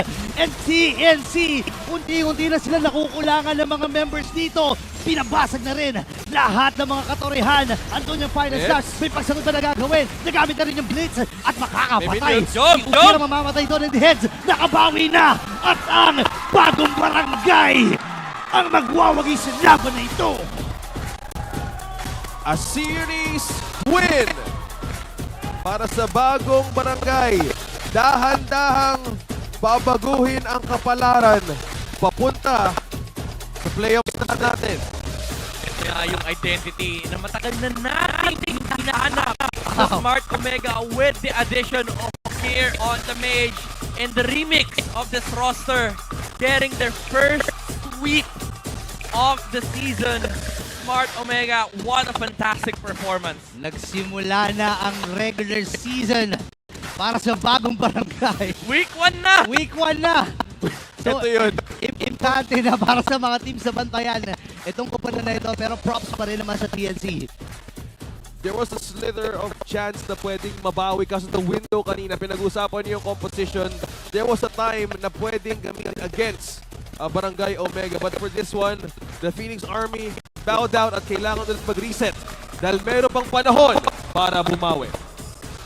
Aabangan natin ang pagdiyab muli ng Phoenix Army. Pero yun ay mabibigo sila pero marami pang chance ang darating. Kaya lang kailangan nila magmadali dahil nasa week Oras nga ang pwedeng maging kalaban. Pero ngayon, kakasay natin ang Barangay Omega kasama si Mara Aquino and Han sa stage. Congratulations to Smart Omega. Let's give a round of applause. H2. H2, it's nice. I finally get to interview. So, nagtoto kayo ng 3 weeks. Ano nag-contribute sa panalo nyo ngayon? Nung huli, parang kami, hindi kami masyado nag-date, hindi kami masyado naglalala, ganyan. Nag-effort talaga kami nung Holy Week. Gano'n, nakatong. Bakit sabi niya, ano was that?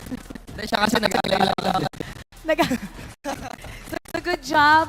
Really happy na umakit kayo ng kahit konti in terms of points. Hindi lang kasi ito yung unang panalo na season. So, I'm sure that it means a lot of this team, and especially sa kanilang bago, should I say, bagong Welcome back to MPL. Okay. Welcome back! It is so nice to see you. Wala. Di ba nandito ka dahil? Gano'ng katagal ka nawala? 2 seasons na din. 2 seasons na dahil sa ASG na laro ka dati. So, how does it feel na nandito ka balik ka and natalo mo yung team na dati kinabilangan mo as a player as well? Para sa akin gusto ko lang din manalo yung kami. Kasi iniisip ko na lang din wala kami point. Tapos masaya, syempre, at yung unang panalo namin. Tapos yung pagbalik ko sa stage, parang nagigil ako Umawi, kasi yung sa TNC parang wala, hindi ko nabigay yung full potential ko.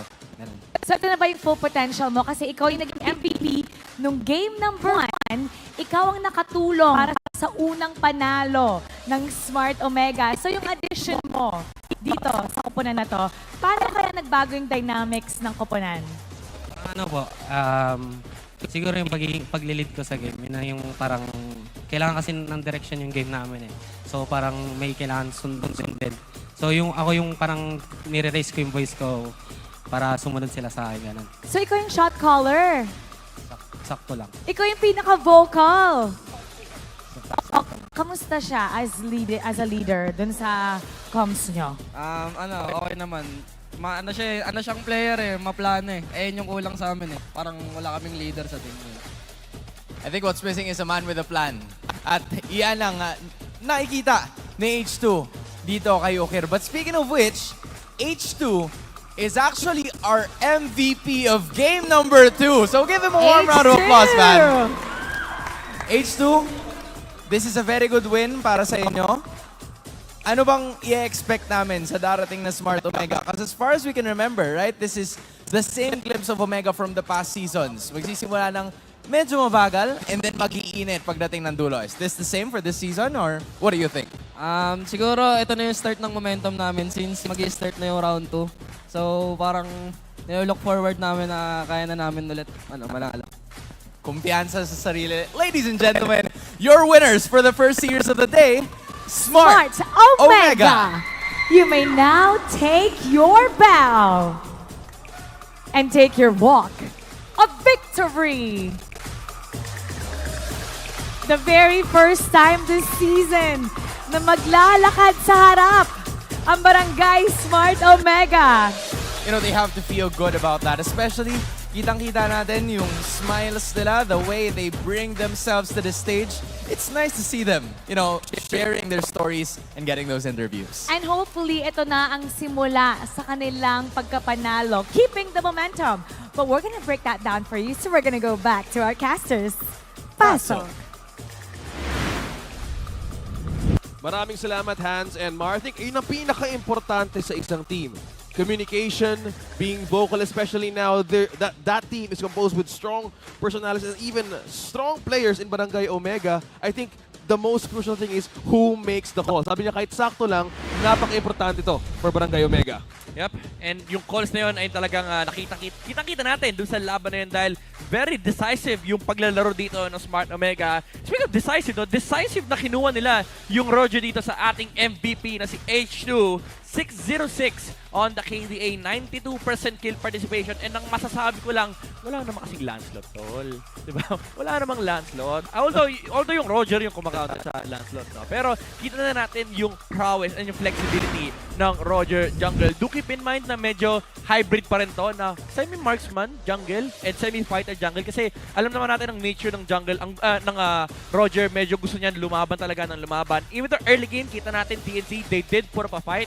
Nandyan yung mga sagot na nanggagaling mula kay Heads, yung mga disengage, re-engage mula sa Arlot, and of course, yung backline assassination na ginagawa ni Super Yoshi. But it's all the same thing. Tulad nga nung game number 1, once na nandyan na yung power spike or yung items, pati yung levels sa kailangan ng Smart Omega, yung stun ng Minotaur, yung heal, yung Zaman Force, yung Thunderbelt, and yung, interestingly enough, naka-Warax dito si H2.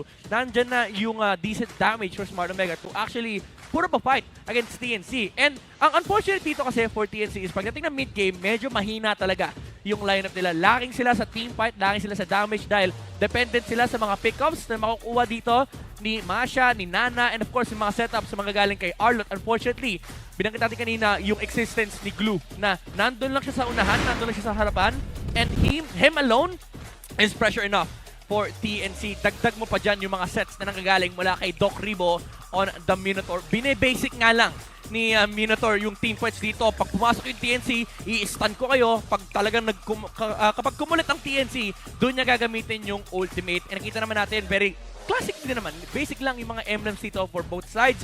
Pero interestingly enough, yung item dito ni Jome na nagiging classic na, pati sa mga RG natin, yung Thunderbelt carry alongside with the Starloom sight. Matagal na to actually yung double proc nung Azure Blade na true damage by the way. And ang kinagandahan dyan, dalawa yung source mo. Meron kang HP based and of course meron kang magic based damage mula dito kay Jome. And yung raw tankiness versus physical lineup ng TNC. Kasi kapag tinignan nyo yung lineup ng TNC, hindi kailangan mag-build ng Harent ng magic defense kasi yung damage ni Nana medyo mamaya pa yun eh. Late game pa niya mararamdaman yan. And also yung mobility niya during the team fights, nahihirapan din yung TNC na i-hold down yung gold laner ng Smart Omega. And adding all that to the already existing problem na may Glue sa unahan.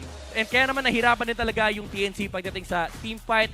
Again, similar story to game number 1. Nakapag-farm si Jome ng payapa, 827 GPM on the Harret. But also the star of this game is the Roger jungle of Smart Omega. 43k damage versus this lineup of TNC. Yung mga constant poke, yung mga like and pounds, and yung mga team fights na pinapanalo ng Smart Omega all together as 5 is what led them to win game number 2. That is the slow identity na nakikita natin na bumubuo sa Barangay Omega. At hindi pa uli ang lahat, especially sa team na to. There's no such thing as, ay, kalahati na. Okay lang, dito ba kami nagsisimula at some point? Week 1 pa lang nila. Week 1 pa lang nila. So, let them start. Let them start their season.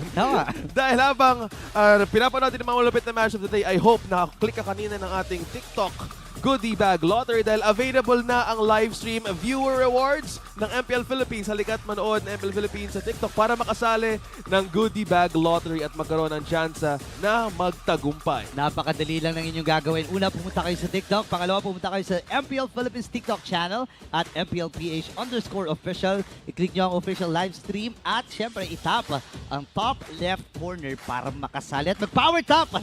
Mag-power top na kayo! Tama ba? Tama? Tama. Ikaw ba nagpa-power top ka ba? Oo, ganun. Kasi bibigat na lang ako ng mata ko eh. Okay na yan. Okay na yan. Siguraduhin ako mag-power top dahil mamaya may isa pa tayong laban na aabangan. It's Blacklist International versus RSG Philippines. Dami nating aabangan dyan. Blacklist, nakita natin na may struggling part. Yeah. And RSG, andun na naaabot na nila yung power spike na meron sila. Alam mo, kaya mainit yung araw eh. Kaya mainit yung araw. Ramdam ko eh. Kaya mag-ready kayo mamaya. Ready nyo yung pagkain nyo, ready nyo yung electric fan nyo. Tutok nyo na sa mukha nyo kasi mainit yung laban mamaya. Especially yung tubig dahil mamaya baka mas mauhaw tayo sa init ng labanan at ng panahon. Muli po, ito po ang unang labanan natin for the weekend at magbabalik ang MPL Philippines. Ako po si OSX, sama ko dito si Burrito at dito si Midnight. Magbabalik ang laban ng Blacklist versus RSG. The 13th season of MPL Philippines is brought to you by the following sponsors. Smart, the official telco partner of MPL Philippines Season 13.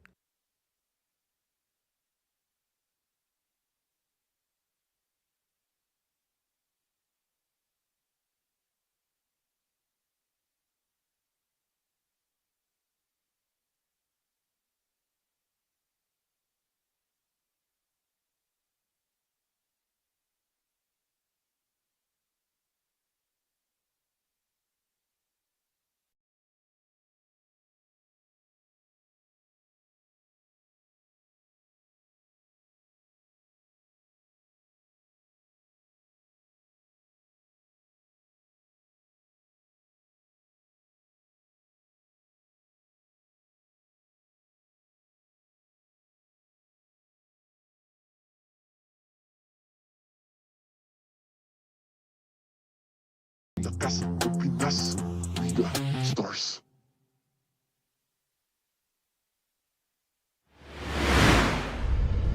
The 13th season of MPL Philippines is brought to you by the following sponsors.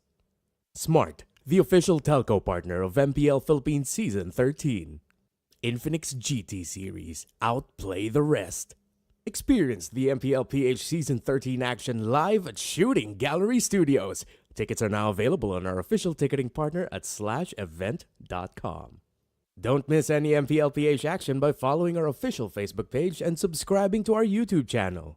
Follow MPL-PH on TikTok as well for more content. And don't forget to like, follow, and subscribe to the official accounts of MDL Philippines. To ensure the equality and fairness of our games, MPL Philippines is also monitored and supervised by the Games and Amusements Board.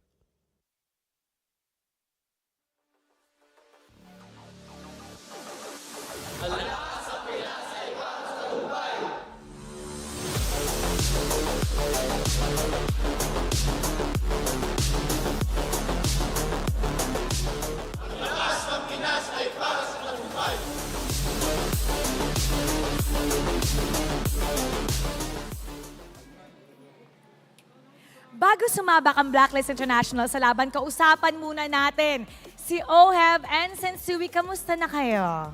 Okay lang po. Doing well? Okay, meron tayong question of the day. Ito ang question of the day. Sinong heroes ang gusto mong ma-nerf at ma-buff? Simulan natin kay Oheb. Gusto kong ma-nerf si Freya. Lahat kasi ng tao sa RG nag-one trick Freya ngayon eh. Kaya si Freya, ang gusto mong ma-nerf, sino ang gusto mong ma-buff? Ang gusto kong ma-buff si Layla. Gusto ko lagyan nila ng dash si Layla para maging meta siya sa MPL. Para maging meta. So gusto mo siyang makita sa MPL Siguro ngayon? pag nilagyan nila ng dash si Freya, magiging meta. Si Layla? Ay, si Freya, si Layla pala. Aha. Lagyan nila ng dash. Magiging very challenging. Gawin nilang 4 skill. Gagamitin mo? Oo. Oh, Gagamitin ko agad yan dito. Okay, well, pag nakinig sila, hihintayin namin yan. Ikaw naman, Sensui. Una, nerf. Sinong gusto mong hero ma-nerf? Gusto ko ma-nerf si Roger. Si Roger. Bakit? Level 1 pa lang kasi may ultimate na eh. Okay. 8 agad yung skill niya, level 1 pa lang. Okay, sino gusto mong ma-buff? Si Florin po kasi favorite po siya ni Coach MTV. So, para sa kanya, i-buff natin yon. Si Florin po, opo. Oh, okay. So, ayan, sa mga manonood, ano nga ba ang gusto nyong ma-nerf? Ano nga ba ang gusto nyong ma-buff? At we're gonna go to your opponent at titignan natin kung sino nga ba ang gusto nilang ma-nerf and buff. Hans, ikaw naman. This time, andito naman tayo sa side ng RSG Philippines kung saan kita nyo naman. Si Demon Kite, tsaka si Kosei. Parang hindi punesto ng maayos. Kosei, sige. Ay, sino ba mauna? Sino gusto mo mauna? O sige. Kite, kung ikaw ang tatanungin, sinong hero ba ang gusto mong mabuff at sino ang gusto mong ma-nerf? Yung mabuff na lang muna. Gusto kong mabuff si Hayabusa. Hayabusa. Oo nga naman. Hayabusa. Kindly explain why. Kasi gusto kong magamit ulit si Hayabusa kasi sa buong career ko sa MPL, naka 5 times ata ang Hayabusa, wala pang panalo. Okay. So, looking forward to it, si Demon Kite. Yung nerf naman, kung sakali. Siguro si Barats. Si Barats. Okay, bakit si Barats? Masyadong madaya kasi sobrang lakas niya sa early. Okay. Sobrang lakas sa early. Makes sense. Thank you, Demon Kite. Di pa natin kay Kosei. Kosei, speaking words of a gold laner, anong mga heroes ang gusto mong mabuff tsaka ma-nerf? Yung gusto kong mabuff si Franco. Nami-miss ko na siya sa meta. Yung isang speciality ng namin. Ay, si Light. Si Light, proud na proud dun sa sagot mo. Okay, pero yung nerf naman, isang mabilisan lang. Gusto kong ma-nerf Roger. Masyadong malakas Masyadong OP sa laning. O yan, Roger, galit na galit sa'yo si Kosei. Okay, simulan na natin to. It's RSG Philippines kontra sa Blacklist International. Casters, pasok. Magandang gabi Pilipinas, nagbabalik muli ang MPL Philippines. Ako si OSX, sama dito si Burrito at si Midnight. At kung tatanungin kami, buff or nerf? Pero ako, agree ako kay Demon, kay tsaka kay Sensui eh. So, Layla, Barats, ano pa ba? Ako Kufra. Kufra? Oo, para magamit na ni Butters. Ako si Lina, lagyan nyo ng mas maraming pang clear wave. Ang bagal ng clear wave eh. Pero agree din ako dun Hayabusa, pwede natin din makita kasi kanina Hayabusa. Ikaw na, Hayabusa ka rin eh. Yung Ling, namimiss ko na yung Ling. Ayun nga, sumasakit yung ulo ni Midnight. na ako. Oo nga pala, Lingard pala to. Kasi diba, kung pag-uusapan natin ang buff tsaka yung nerf ngayong araw, pero yung laban natin ngayon ay talagang buff na buff dahil laban ng Blacklist International versus RSG Philippines. Coming from a win and coming from a loss, matinding bounce back ang pwede natin makita today. Yeah, marami talaga tayong aabangan kasi again, RSG nakuha na nila yung power spike. So inaabangan na natin kung magtutuloy-tuloy pa ba itong mga to. And the Blacklist International, struggling pa rin sila pero andun na yung flavor, may mga mix and match na rin sila na ginagawa. Pero alam mo sino nakakuha ng matinding power spike? Sino? Teka lang Wait. Ito ba yan? Ito ba? Ay!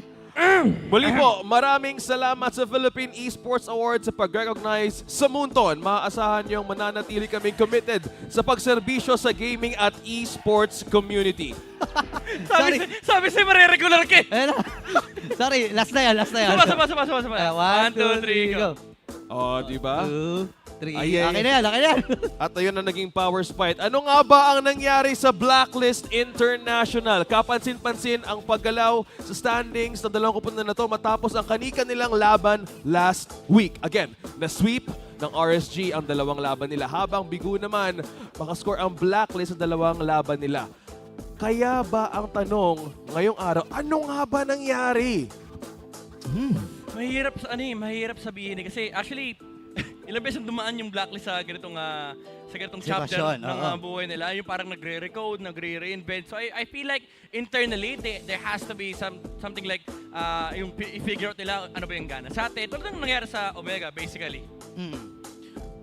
So, since i-check natin kung ano nga ba yung pwede mangyari, panoorin natin ngayon ang interview with Coach Bonchan of Blacklist International. Season, 2 beses yung tinali yung Echo. Tama, Coach. So parang almost same Echo roster, may 2 bago. And then si Blacklist may isang bagong, not really bago but may difference sa lineup. Do you think, Coach, na sobrang laking factor nung pagkawala ni Rene J sa team kaya medyo nagsastruggle yung Blacklist currently? Malaki din talaga malaking factor din talaga kasi na-build up din namin siya as a natural shot caller namin nung previous season. Ngayon nasa process pa din kami na binibuild up si Haji. Before kasi, before mag-start yung season dati, talagang nag-spam na si Rene J ng mga position 5 na heroes. Kaya mas na-improve niya yung pagiging shot caller niya. Napaganda na sinabi doon ni Coach Bonchan. So ina-admit ka, it was a different shift and also change na si Haji nga ngayon ang binibuild up to be the shot caller. But napaka-importante nga na naging bahagi ni Rene J. But now on the side of RSG Philippines, RSG Power Spike. Tila nakamit na nga noong nakaraang linggo. Wala na, nagulat ako biglang may spike. Yung ganun na ganun yung entrada ng yung RC dito sa week 3, week 4. Parang biglang out of nowhere, eto na yung timing, eto na yung nandyan yung levels, nandyan yung items. Yung kita naman sa statistics nila, mas better yung stats ngayon, lalo pagdating sa mga objectives and overall yung mga team fight capabilities ng RSG. Yeah, ang dami nating aabangan dito. Again, 2 sa mga teams na may international experience na rin ang ating tutunghayan ngayon. Pero sino nga ba sa tingin nyo ang mananalo sa star match na ito? Tutok na sa ating official YouTube stream at i-comment ang #Blacklist or #RSG. At kasama ang inyong server ID at ang inyong in-game ID para sa chance manalo at maging isa sa 4 na mananalo ng 1,000 diamonds. Kanina 500 lang. Ito 1,000 diamonds, min. Dahil ito nga ang star match ng ating araw, pwede nyo makuha ang Moscow dahil ilang araw na lang ba? Ilang oras na lang ata ilang kembot na lang yan. Madali na lang yan, pre. At ito na nga ang ating mga marshals na mag-officiate ng ating laban. Sinisigurado nila ang fairness at integrity ng ating games. Ngayon, kilalanin din natin ang mga maglalaro para dito sa kupunan ng Blacklist International at RSG Philippines.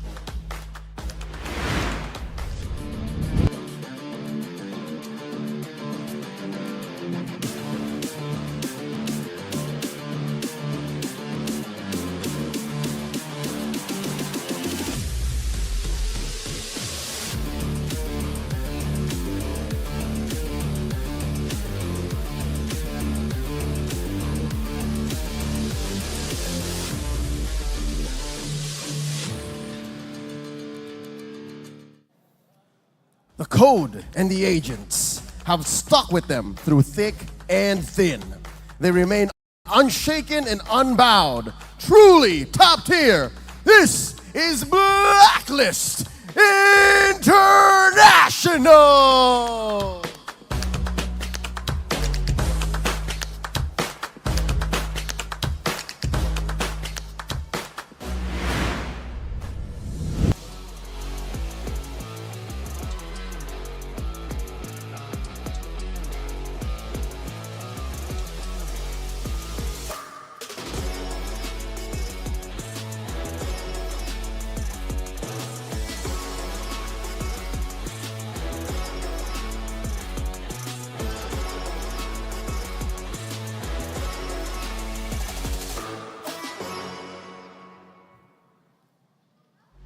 The Kingslayers are on an upward trajectory. They have built their foundations, set a course for success, and have come to play. Rise and slay for RSG Philippines!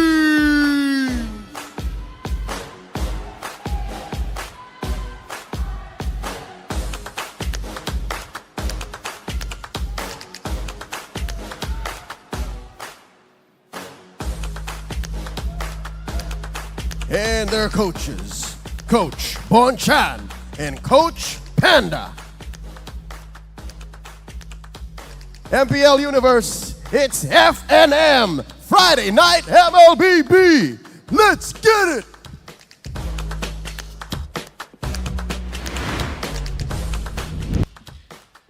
Truly, Friday night MLBB, Blacklist International. Looking at this lineup, nakita ko rin doon si Kimpoy. But how is this?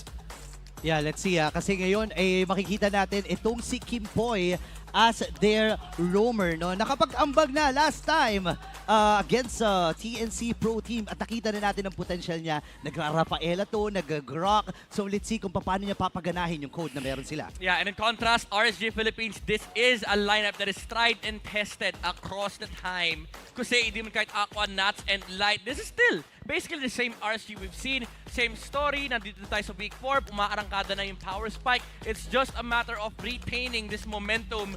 And dito sa Blacklist International, magandang testingan to para sa kanila kung magtutuloy-tuloy ba yung kanilang timings or power spike. Well, team head-to-head na nakikita natin dito between Black and RSG. Now, looking at the average heal, ito yung may composition din na nakikita natin. Meron ding slice of ube in a way, yung mga nagiging composition natin mostly. But how is this looking in terms of KDA and damage dealt per minute? I'd say mas skewed din talaga yung statistics for RSG Philippines, knowing na mas marami silang, I would say, dominant games. Kasi looking at the past games of Blacklist International, ang dami nilang 30-minute games, ang dami nilang close games. But RSG, they've been really dominant pagdating sa mga mid-game skirmishes, yung binabanggit natin na out of objective team fights, na bigla silang magta-turn, bigla silang lalaban. Kumbaga, ito yung success na pinapatakbo ng RSG. And looking at the objectives, lamang din talaga ang RSG dito pagdating sa Turtle and Lord Control, which is gonna matter here dahil labanan to ng objectives. It's mostly like there's an activation time then for RSG stats in this team head-to-head. Meaning on Blacklist International. Gear participation, tower secured ratio, it's more like the macro and the micro move na pwede din simulan. But I think dito magkakatalo din and how will you even like hold mismo the gas on how to push forward early? Kasi you mentioned about early game. Look at the player head-to-head. Look at the XP laners, Edward Jackson Nuts. Yeah, mainit to. Alam mo, sa buong mundo, alam nila itong mga pangalan ng mga players ito. Maraming tumitingala dito kay Nuts. Pati na rin kay Edward, mga batikan pagdating sa mga Benedetta, sa Arlot, even the Yuzongs. And I feel like magmamata to sa matchup na to dahil again, it's very objective-centric. RSG and Blacklist International objective team fights, but also yung XP split play na pwede manggaling dito sa dalawang to. Yeah, and makikita rin natin yung development no, pagdating sa mga XP laners. Dati, patangki-tangki lang, pa-Esmeralda lang. Ngayon, may mga crowd controls na at marami ng mabibigay ang XP laner pagdating sa mga team fights. Mukhang si Kimpoy ang nakikita natin sa mga screens ngayon. So might be Haji will sit down for this match. How about the keys to victory? Keys to victory, hatid sa atin ng Infinix for Blacklist International. They really have to rebuild the code at this point. Kailangan nila hanapan ng bagong identity, itong bagong roster nila. While for RSG, i-maintain lang kung ano naman yung momentum na hawak nila ngayon. Basically, same old blueprint coming out from Coach Panda, but for both sides, watch out for both teams. Roamer, bago dito sa koponan ng Blacklist International si Kimpoy this season kasi dati nakapaglaro na siya. But also, they really have to watch out for that light on the side of RSG. Yung sinasabi natin paulit-ulit, kapag medyo grim na yung laro for RSG, there's always a light. Diba? Ang dami rin talaga nating aabangan dito kay Light. Again, may mga nilabas na rin to. Last week, gumamit din siya ng shows na hindi na natin masyadong nakikita ngayon sa pero na-pull off. Pero na-pull off nila ng maayos at doon nagsimula yung power spike nila. And let's see kung anong aabangan natin mamaya. Mas aabangan nyo ngayon, especially sa TikTok, dahil available na ang ating live stream viewer rewards ng MPL Philippines. Halika at manood ng MPL Philippines sa TikTok para makasali sa ating goodie bag lottery at at magkaroon ng tsansa na magtagumpay. Napakasimple na lang inyong gagawin. Una ay pumunta sa TikTok, pangalawa ay pumunta sa MPL Philippines TikTok channel. That's at MPL-PH_official. At syempre, click ang official live stream. At syempre, ang pinakahuli, itap ang top left corner para makasali. Hindi, may pang number 5 pa pala yan. Mag-power tap kayo. Yan. Paano? Mabilisan power tap. Mabilis ang power tap. Yan. Nakikita ko si Manjin, parang nire-ring yung bell. Ganun. Ganun yan eh. Ganun dapat kabilis kasi baka mamaya yung base masasira pero may tendency na baka pwedeng ma-split. So kailangan abang ka talaga sa pinapanood mo. Yun nga.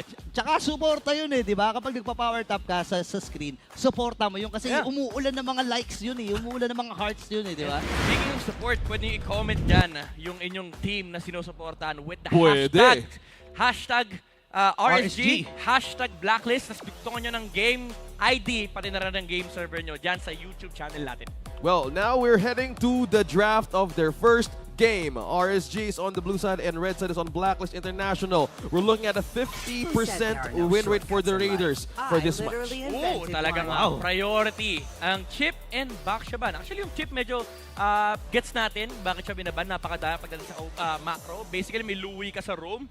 But essentially, yung meta natin ngayon is shifting towards the priority ban on the back shot. We've seen this a lot in the recent weeks. Even sometimes, na-overtake niya yung priority kay Barat, kay Frederick. It's because of the presence lang sa early game. Yung big, may rumorol yung jungle na nakakainis, hindi ka makagawa ng play kasi you really have to deal with the pressure of the back shot early game. But this time around, it's not gonna be the case. And open ang Arlot, open ang Mathilda ni Light, open din ang Barats ni Demon Kai. Eyes on the roamer picks. Ano nga bang magiging priority ng RSG this time around? Dahil sila ngayong first pick, mayroong chance kung pwede nga ba masecure ang unang nagiging favorite sa ating mga labanan. Katulad ng mga Minotaur, yung Franco nga winish kanina na sana ma-buff.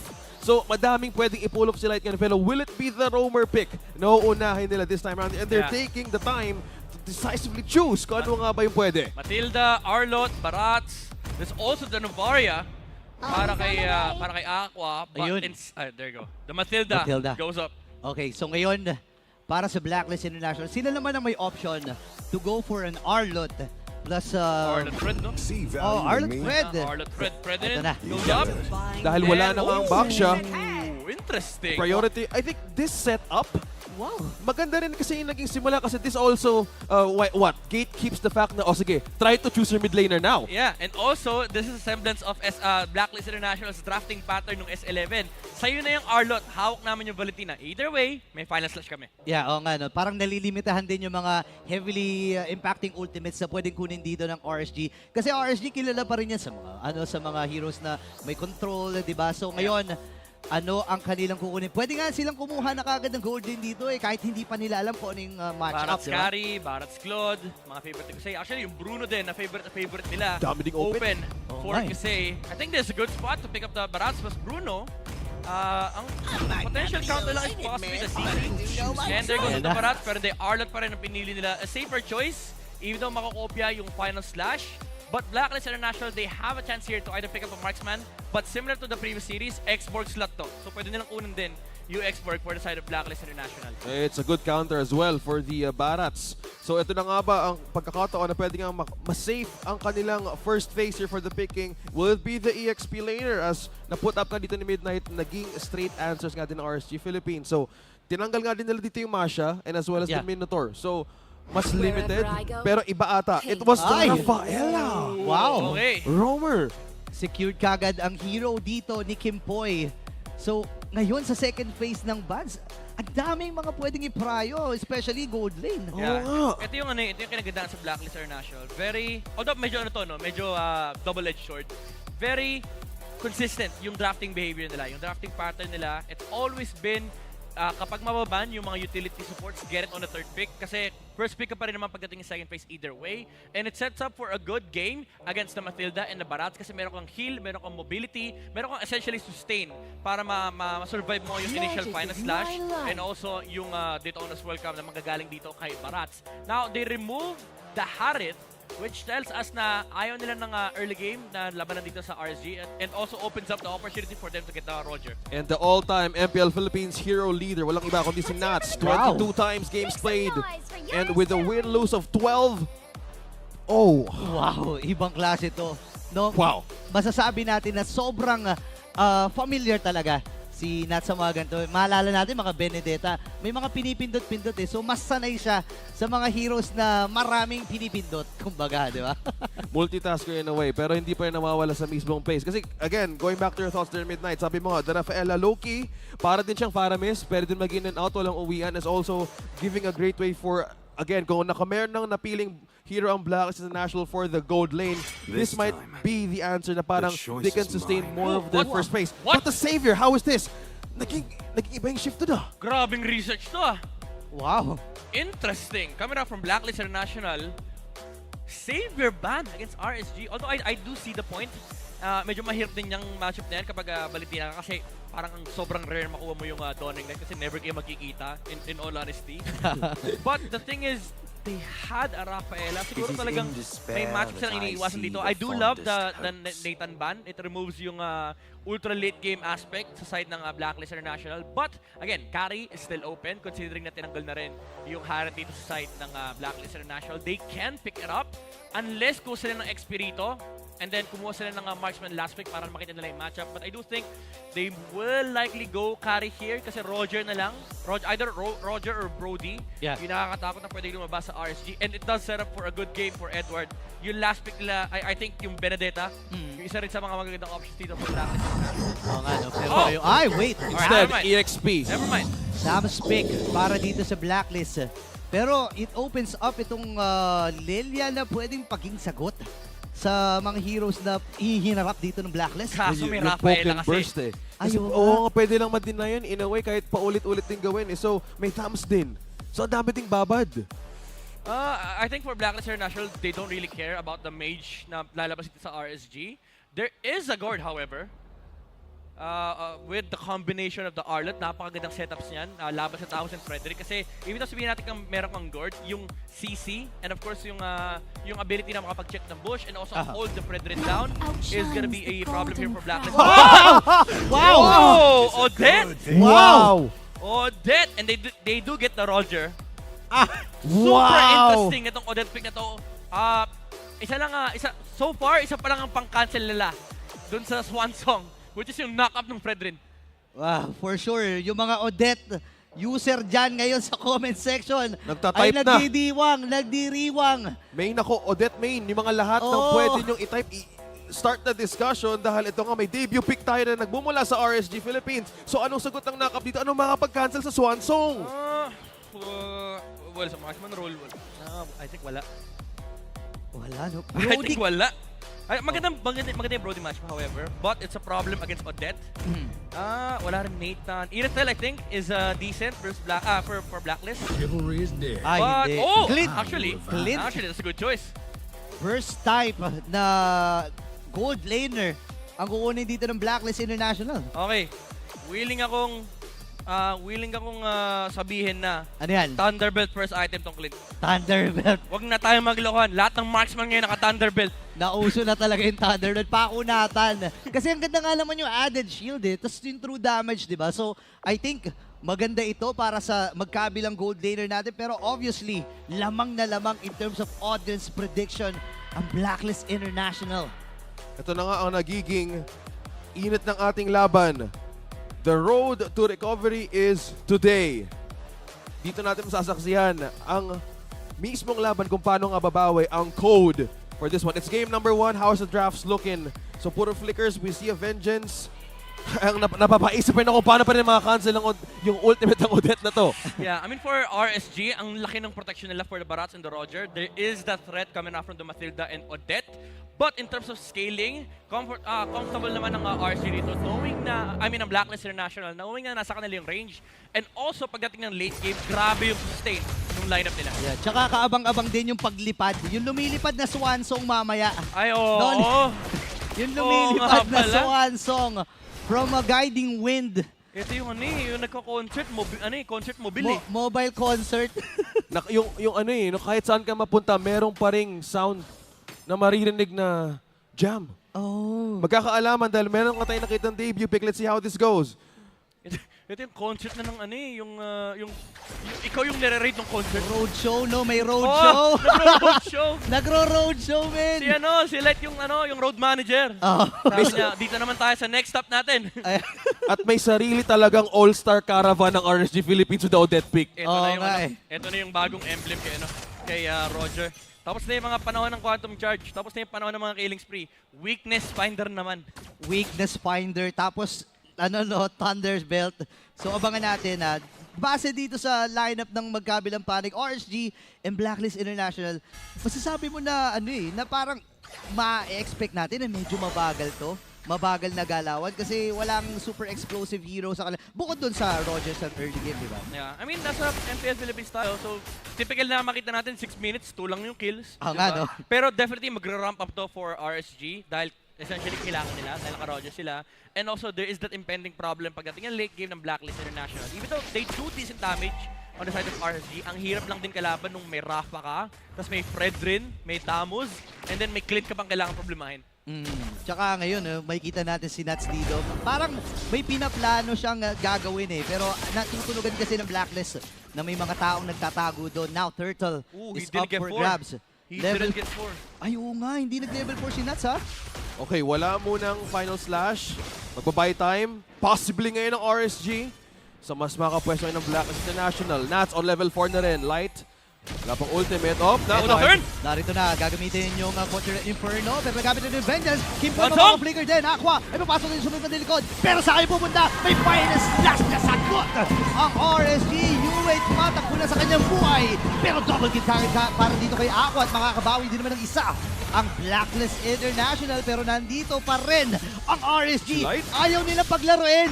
Men, Sensui, next game ka na maglaro. Killing spree na kagad si Aqua. 2 minutes pa lang. 3-0-1 on this Odette.